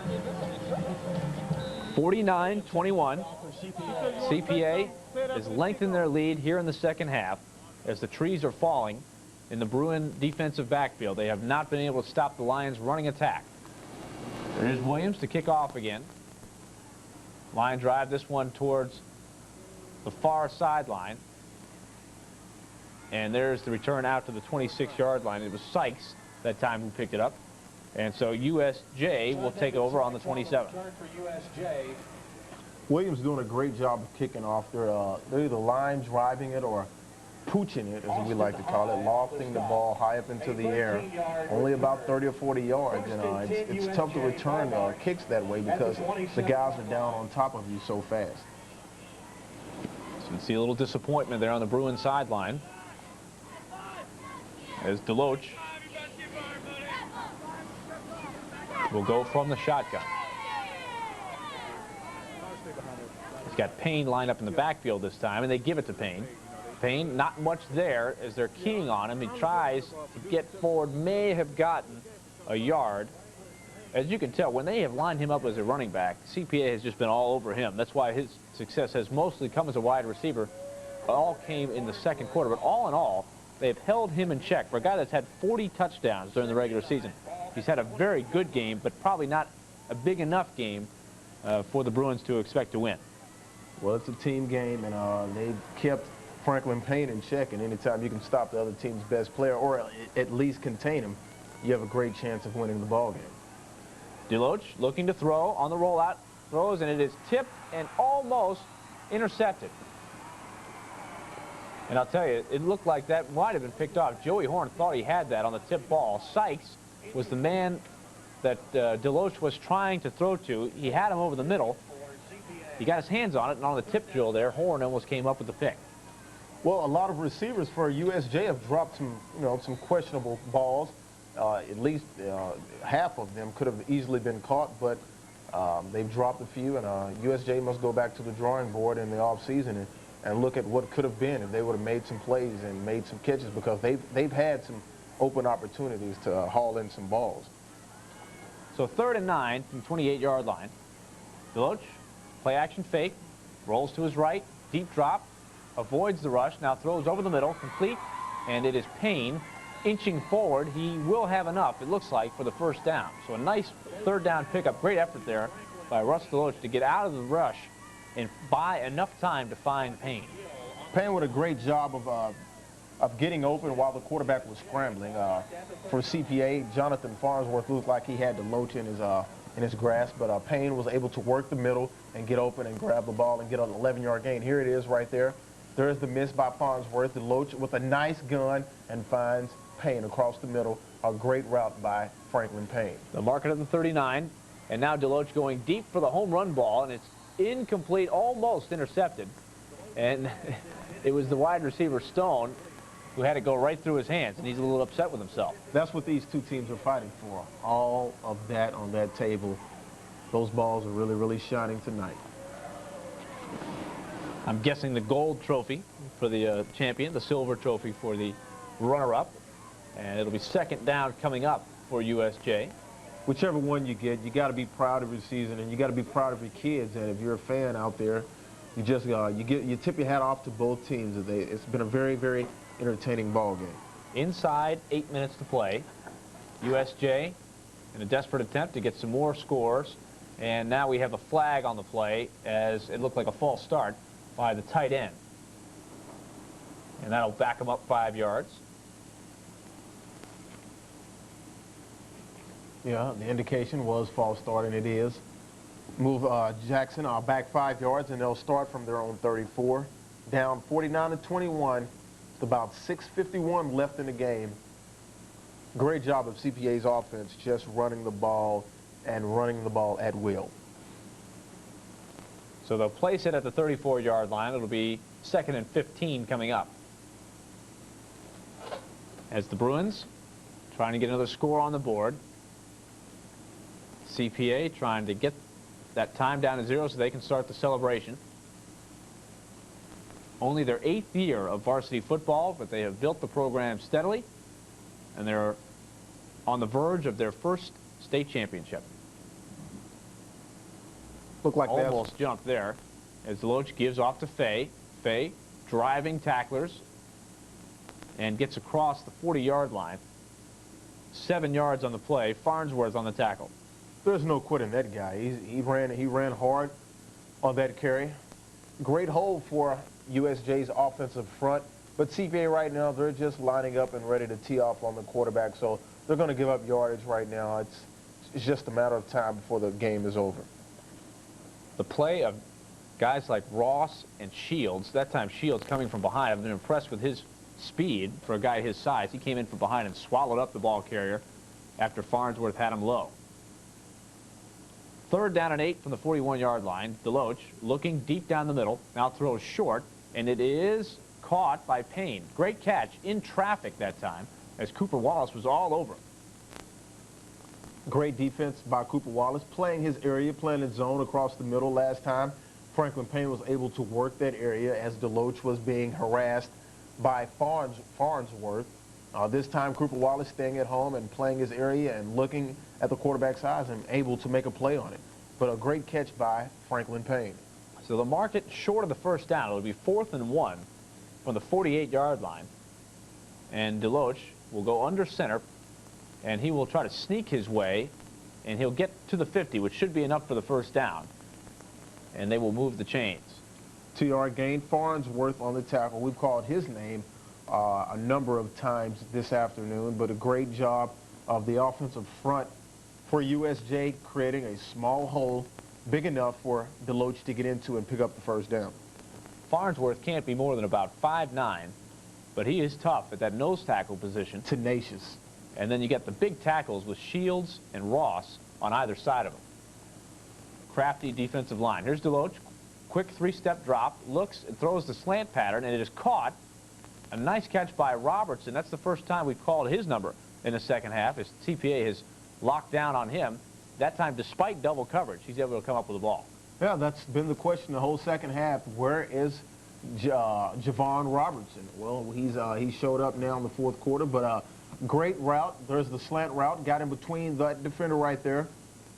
And great coverage by number 3 for CPA, Joey Horn. But with a cushion, Deloach was able to get the ball, strike into the hands of Javon Robertson. Well thrown ball there by Deloach. 1st and 10 on the CPA 33-yard line. So Deloach going to work. One back set. They give it to Fay. He's inside the 30 to the 29-yard line. Short gain on the play. Give him 4. Quarter on the tackle that time for the Lions. CPA right now doing a great job of defense, giving up yardage, and that's okay in this defensive scheme. There's the state championship trophy. It looks like it's coming home to Nashville, Tennessee, out there on Old Hickory Boulevard. CPA, Christ Presbyterian Academy, doing a great job this afternoon. 2nd down, 6 from the 29. Deloach throws towards the end zone, looking for Robertson. Almost came up with it. Got it off the fingertips. Great effort to go after that one. He had a step on the coverage, and again, 2 CPA defenders back there. They're not going to give him single coverage after what he did to them in the first half. Looked like what we call a skinny post, and he ran by the safety and the cornerback. A great throw. Coach Marley hoping his guys can get on the board and maybe go out the season with some momentum. Robertson well over 150 yards on the day, pass receiving. This will be 3rd and 6. Ball on the 29-yard line. The last-ditch effort for the Bruins. Deloach fakes the handoff. Now looks, throws again for Robertson towards the end zone. Same play call, and again, 2 guys back there. This time, it's a little bit more overthrown. It's been that kind of night for the Bruins of University School of Jackson. Almost just didn't get it done this afternoon. They've had some opportunities, and the receivers have been open for the better part of the afternoon, but the ball has either been overthrown, underthrown, or just plain old dropped. And with those 3 combinations, you're going to come up on the losing side of the stick. So that'll bring up 4th and 6. And USJ on the sideline trying to rally. Need to pick this one up. Franklin Payne goes out wide to the right. Fay is the lone setback with Deloach in the shotgun. Big play here. Little fade pattern towards the end zone. Looking for Robertson. He's got it. He's in the end zone. Touchdown. He beat Stone for the jump ball. And it is a touchdown, perhaps, for the Bruins. Wait a minute. We got a flag on the play here. And look at this. Oh, man. Did you see the expression on his face? Robertson just was made aware of the flag. And let's take a look. Here's the replay. Just one-on-one coverage of fade pattern. 6'4" on 5'7". We've said that all game, and that matchup usually goes to the 6'4" Javon Robertson.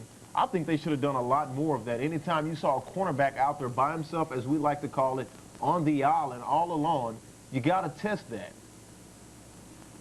Great job to fight for the football there, but it will be wiped away. The 5-yard penalty.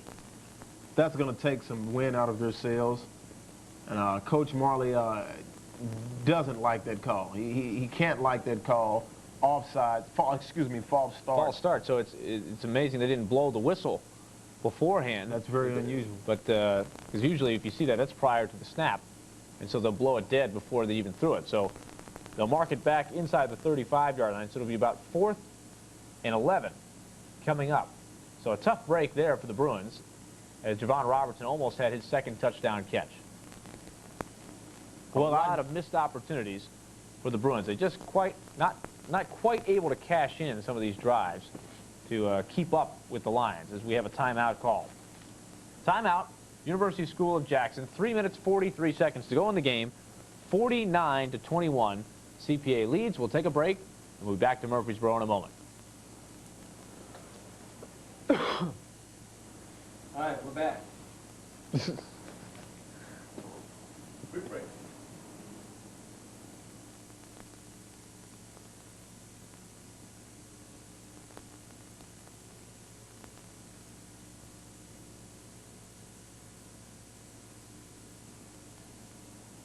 USJ has it, 4th and 11 from the 34-yard line.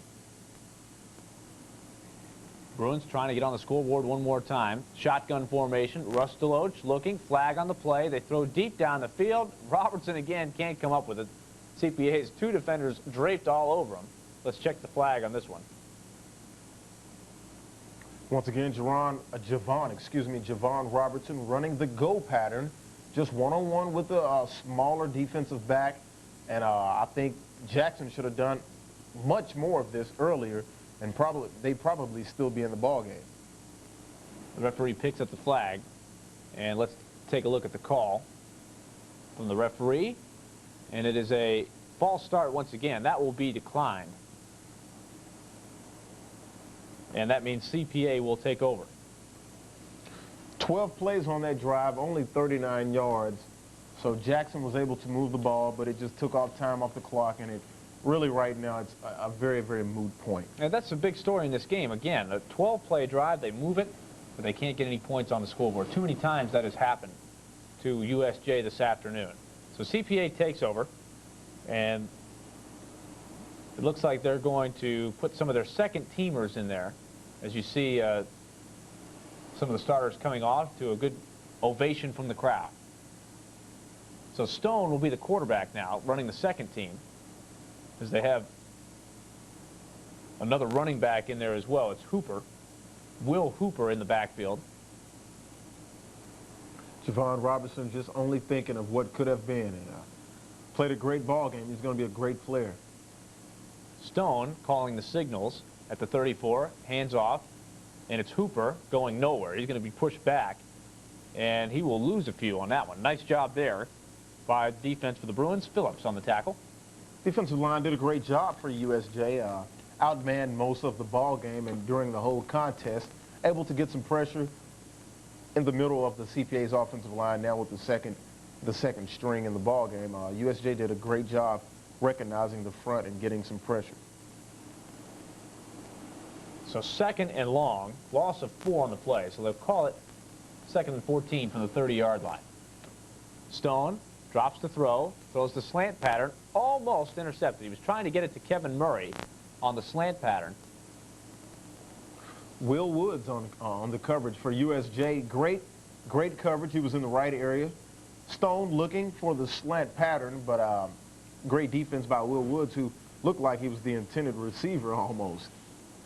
So that'll bring up 3rd down and 14 yards to go from the 30-yard line. Brian Stone, over 100 yards receiving in this game. Now trying his hand at quarterback. As we mentioned earlier in the broadcast, he was the starting quarterback for the first 6 games during the season. Then they moved him out to his natural wide receiver position. Here's Stone on the rollout, looking to make something happen, going around left end. He's across the 30, and he's going to be dragged down. And he will pick up a couple, but nowhere near the first down marker. Give him 2 on the play. Sheffield on the tackle, and that'll bring up 4th and 12. Under 3 minutes to play now. CPA did a great job this season running the ball. Also, Jackson, great season, nothing to be disappointed in, and they're gonna be back. They only had 7 seniors on the team this year, so they should be back. Coach Pack, great respect for that man. He brought this program from nothing to what it is today. Timeout on the field, 49-21. Timeout by University School of Jackson. 2:41 to play here in Murfreesboro, and it looks like the Bruins will get the ball one more time in this game as CPA has their punt team out on the field. I want to go back to the point. CPA are really the class of, this Class 1A division, and they're going to have 6 players that have signed scholarships with either a Division I or Division I AA school. So that tells you that they just basically had more athletes at the right positions in this ball game. They got great talent.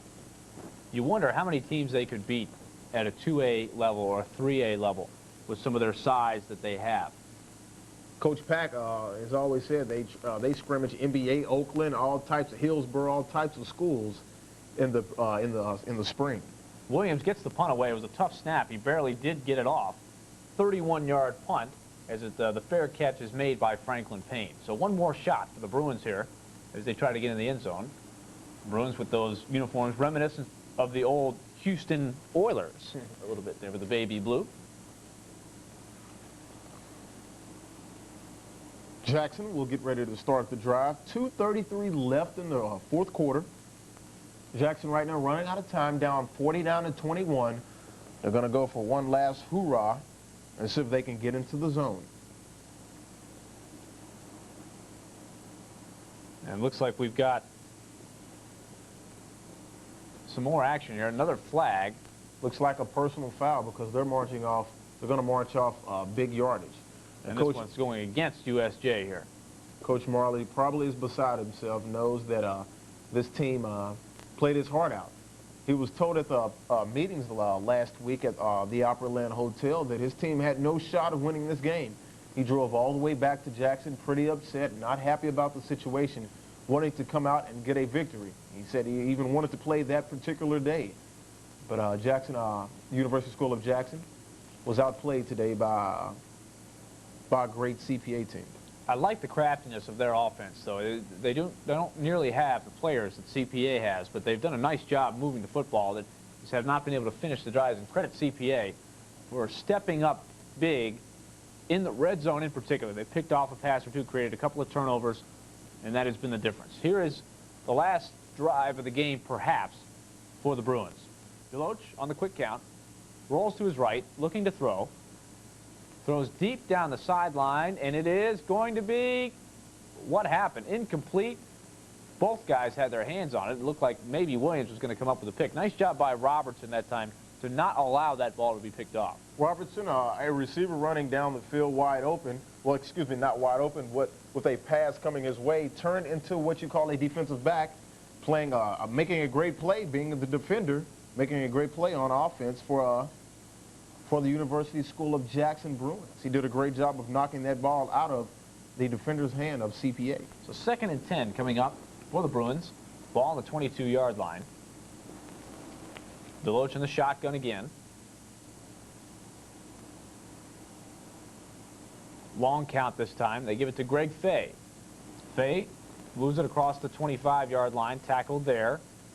Nice play that time by Joel Atchison, who's made a couple of nice plays on defense today. Greg Fay has had a will of a ball game today. He's ran hard.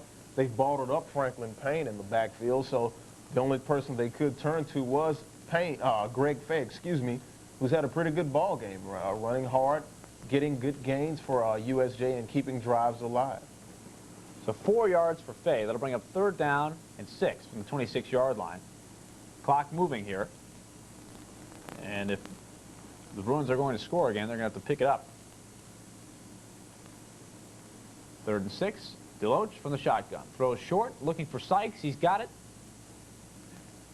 And he is down at the 34-yard line. That will be enough for the 1st down. So they'll stop the clock and move the chains. Daniel Williams did a great job for CPA. That's how you play the cornerback position in a prevent defense. You give the cushion, but once they catch the ball, you want no yak yards. Yards after the catch, you want no yak yards. And he did a great job of making sure the player caught the ball but got nothing after that. 1st down at the 35-yard line for USJ. Fay in the backfield stands next to Deloach in the shotgun. 2 wide receivers to the near side, 1 to the far. Long count this time. Deloach takes the snap, gives to Fay right up the middle, has a lead blocker, pushes across, and gets a nice gainer on the play. Give him about 6 on that one to the 41-yard line. Cooper Wallace makes the stop. And one would think maybe they should, maybe that play right there would have worked all game. That play seems every time they run it, a little shotgun handoff play to the, I call it like a belly play, to the fullback. It's worked. He's picked up 5, 6, maybe 10 yards every time he's ran that play. 2nd and 4 from the 41-yard line. Clock moving. Inside of a minute now to play. Deloach takes the snap from the shotgun, looks deep, throws, looking for Robertson. Great catch. He's come up with it, dragging the tackler towards the end zone inside the 10, and he is down at the 6-yard line. Daniel Williams was all over him, but Robertson just took the ball away from him. 6'4", 195 pounds, out-muscled, out-manned, and outplayed the defender, Daniel Williams. He fought for the ball, and that's what you want to see in your receivers, a big physical presence, making a great catch on that play. And as long as he continues to block on the receiving end, you can see him on the Division I level. Someone should give this young man a shot. That was just a tremendous play right there for Javon Robertson. 18 seconds left. USJ calls their final timeout. Here's another look at the play. Great throw by Deloach. And you can see Williams thought he had an interception there, but the size of the receiver, Robertson, just too much for him. And a great second effort, not giving up on the play by Robertson to drive the tackler inside of the 10-yard line. So it'll be 1st and goal at the 6. And with the timeout called, they will try to punch it in one more time here. They'll have time for a couple of plays. Very reminiscent of the end of the first half. A key series there, Larry, taking you back. 35-21 was the score. It was first and goal to go, and Jackson had the ball in a very similar area of the field, came up with nothing. They went for it on fourth down. They didn't get anything. And you turn back and you look at that series, and Jackson, there's the shower on Coach Pack. I know he's it's cold out there. I know he's not happy about that, but you got to, you know, he's enjoying that because it must feel good, you know, to take a team from. Looks like he got a little ice down the back of his pullover there. Looked like they didn't get him with the direct hit of a lot of Gatorade at all, but they got the ice down the back of the shirt, so that's pretty good. And maybe that's you know, far off worse than getting the water. Here's Deloach throwing towards the end zone. Touchdown, Payne. Nice job on the slant pattern. And Franklin Payne has one more touchdown to add to his number for this year. Came into the game with 40 touchdowns on the year. And what a player this kid is. I alluded to that earlier in the third quarter. Remember when I said they should, if any time Payne is lined up one-on-one with someone, you've got to take that matchup, and it seems it worked this time. Once again, Robertson and Payne, if you see one-on-one coverage on either one of those guys, take that matchup. So Deloach now is throwing 3 touchdown passes. Here is the extra point attempt by Metcalf, and it is blocked. Extra point is blocked. Looked like Joey Horn was the one who came up with it. I'm not sure if he made the deflection, but nonetheless, 49-27 is the score. 14 seconds left in this Blue Cross Bowl for the year 2000. CPA is going to win the state championship, but a nice fight by the Bruins. 6 plays, 63 yards, 2 minutes, 19 seconds on the possession for University School of Jackson, the Bruins. Too little, too late, but if they just could have took advantage of some of those throws that Deloach made, maybe got that running game going, they should have used Faye a little bit more as well. Maybe the outcome would be different. Well, Larry, we said we were going to have a lot of offense in this game. At the top of the broadcast, we knew these offenses could put up big numbers, and they didn't disappoint. No, entertaining game for the crowd. No, they didn't. It looks like Deloach is going to throw for over 300 yards. It looks like CPA ran for over 200. These two teams played to their strengths. CPA can throw it just as well as anyone, but no one can run it quite as well as they can. Here's the drive chart on that last one. 6 plays, 63 yards. The 6-yard touchdown pass from Deloach to Franklin Payne. And so that makes the score 49-27. 14 seconds left to go as they'll kick it off one more time. Let's see if the Bruins try to onside kick. They have got the formation which would indicate that the onside kick is coming. Remember, to start the second half, they tried the onside kick. They had it, but it took a really weird hop at the end and bounced over the head of the USJ player who was in position. There was no CPA player anywhere near him at the time, so that would have been a big break for the Bruins, but instead it went out of bounds and CPA took the first possession. And remember, the ball must travel 10 yards to even have a chance for Jackson. Here's the kick by Metcalf. And it looks like it's going to be big short. Bounce, and Cooper Wallace fields it cleanly, and that is pretty much going to do it. So 7 yards on the kickoff. It didn't even go far enough, so a smart play by Wallace to field it on the big hop. So CPA will go and down this thing, and they will be crowned the state champions.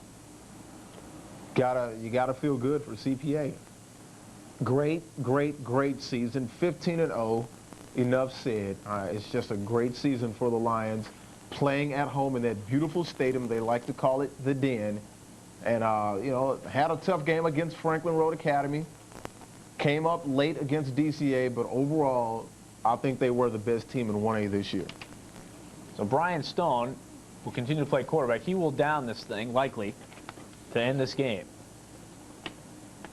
David Latimer on the field for the final play. And Stone takes the snap, kneels down, and that will do it as the clock ticks down. Congratulations to the CPA Lions. 49-27 is the final. The Lion fans very happy here in Murfreesboro. Larry, they were the better team today. You have to give them credit. They were favored. It was a close game. They were down 21-13 at one point in this thing, but they kept their composure. They had the lead going into the half, and the ground game was able to chew the time and the yards away in the second half. I think the turning point was Cooper Wallace, that huge run he had. It put them over top, and they never looked back. Coach Pack said, we're going to get to work, and we're going to come out in the second half, and we're just going to pound it down the middle. That was a big run by Cooper Wallace. Also, the other big play that I can think of, the sack by Shields. Ross picks up the fumble. Latimer cashes it in on the next play. That was kind of a shocking play at the hands of USJ. They didn't seem to recover from that, and they went from up 21-13 to down 35-21 in a matter of just a couple of minutes. And that was part of that 22-point swing where they saw themselves down by 8 and now up by 14. So CPA did a great job. Congratulations to the Lions, and they're going to be back next year as well. Now, I'm going to be there Sunday night at about 6 o'clock. That's what I'm I not think. getting up at midnight. There's a focus and a passion for their subject that makes the students, as the creators, absolutely shine. I feel that CPA has helped prepare me for the challenges that lie ahead and given me a solid foundation for college. Athletics at CPA has given me a chance to compete for all the right reasons and prepare me for future endeavors.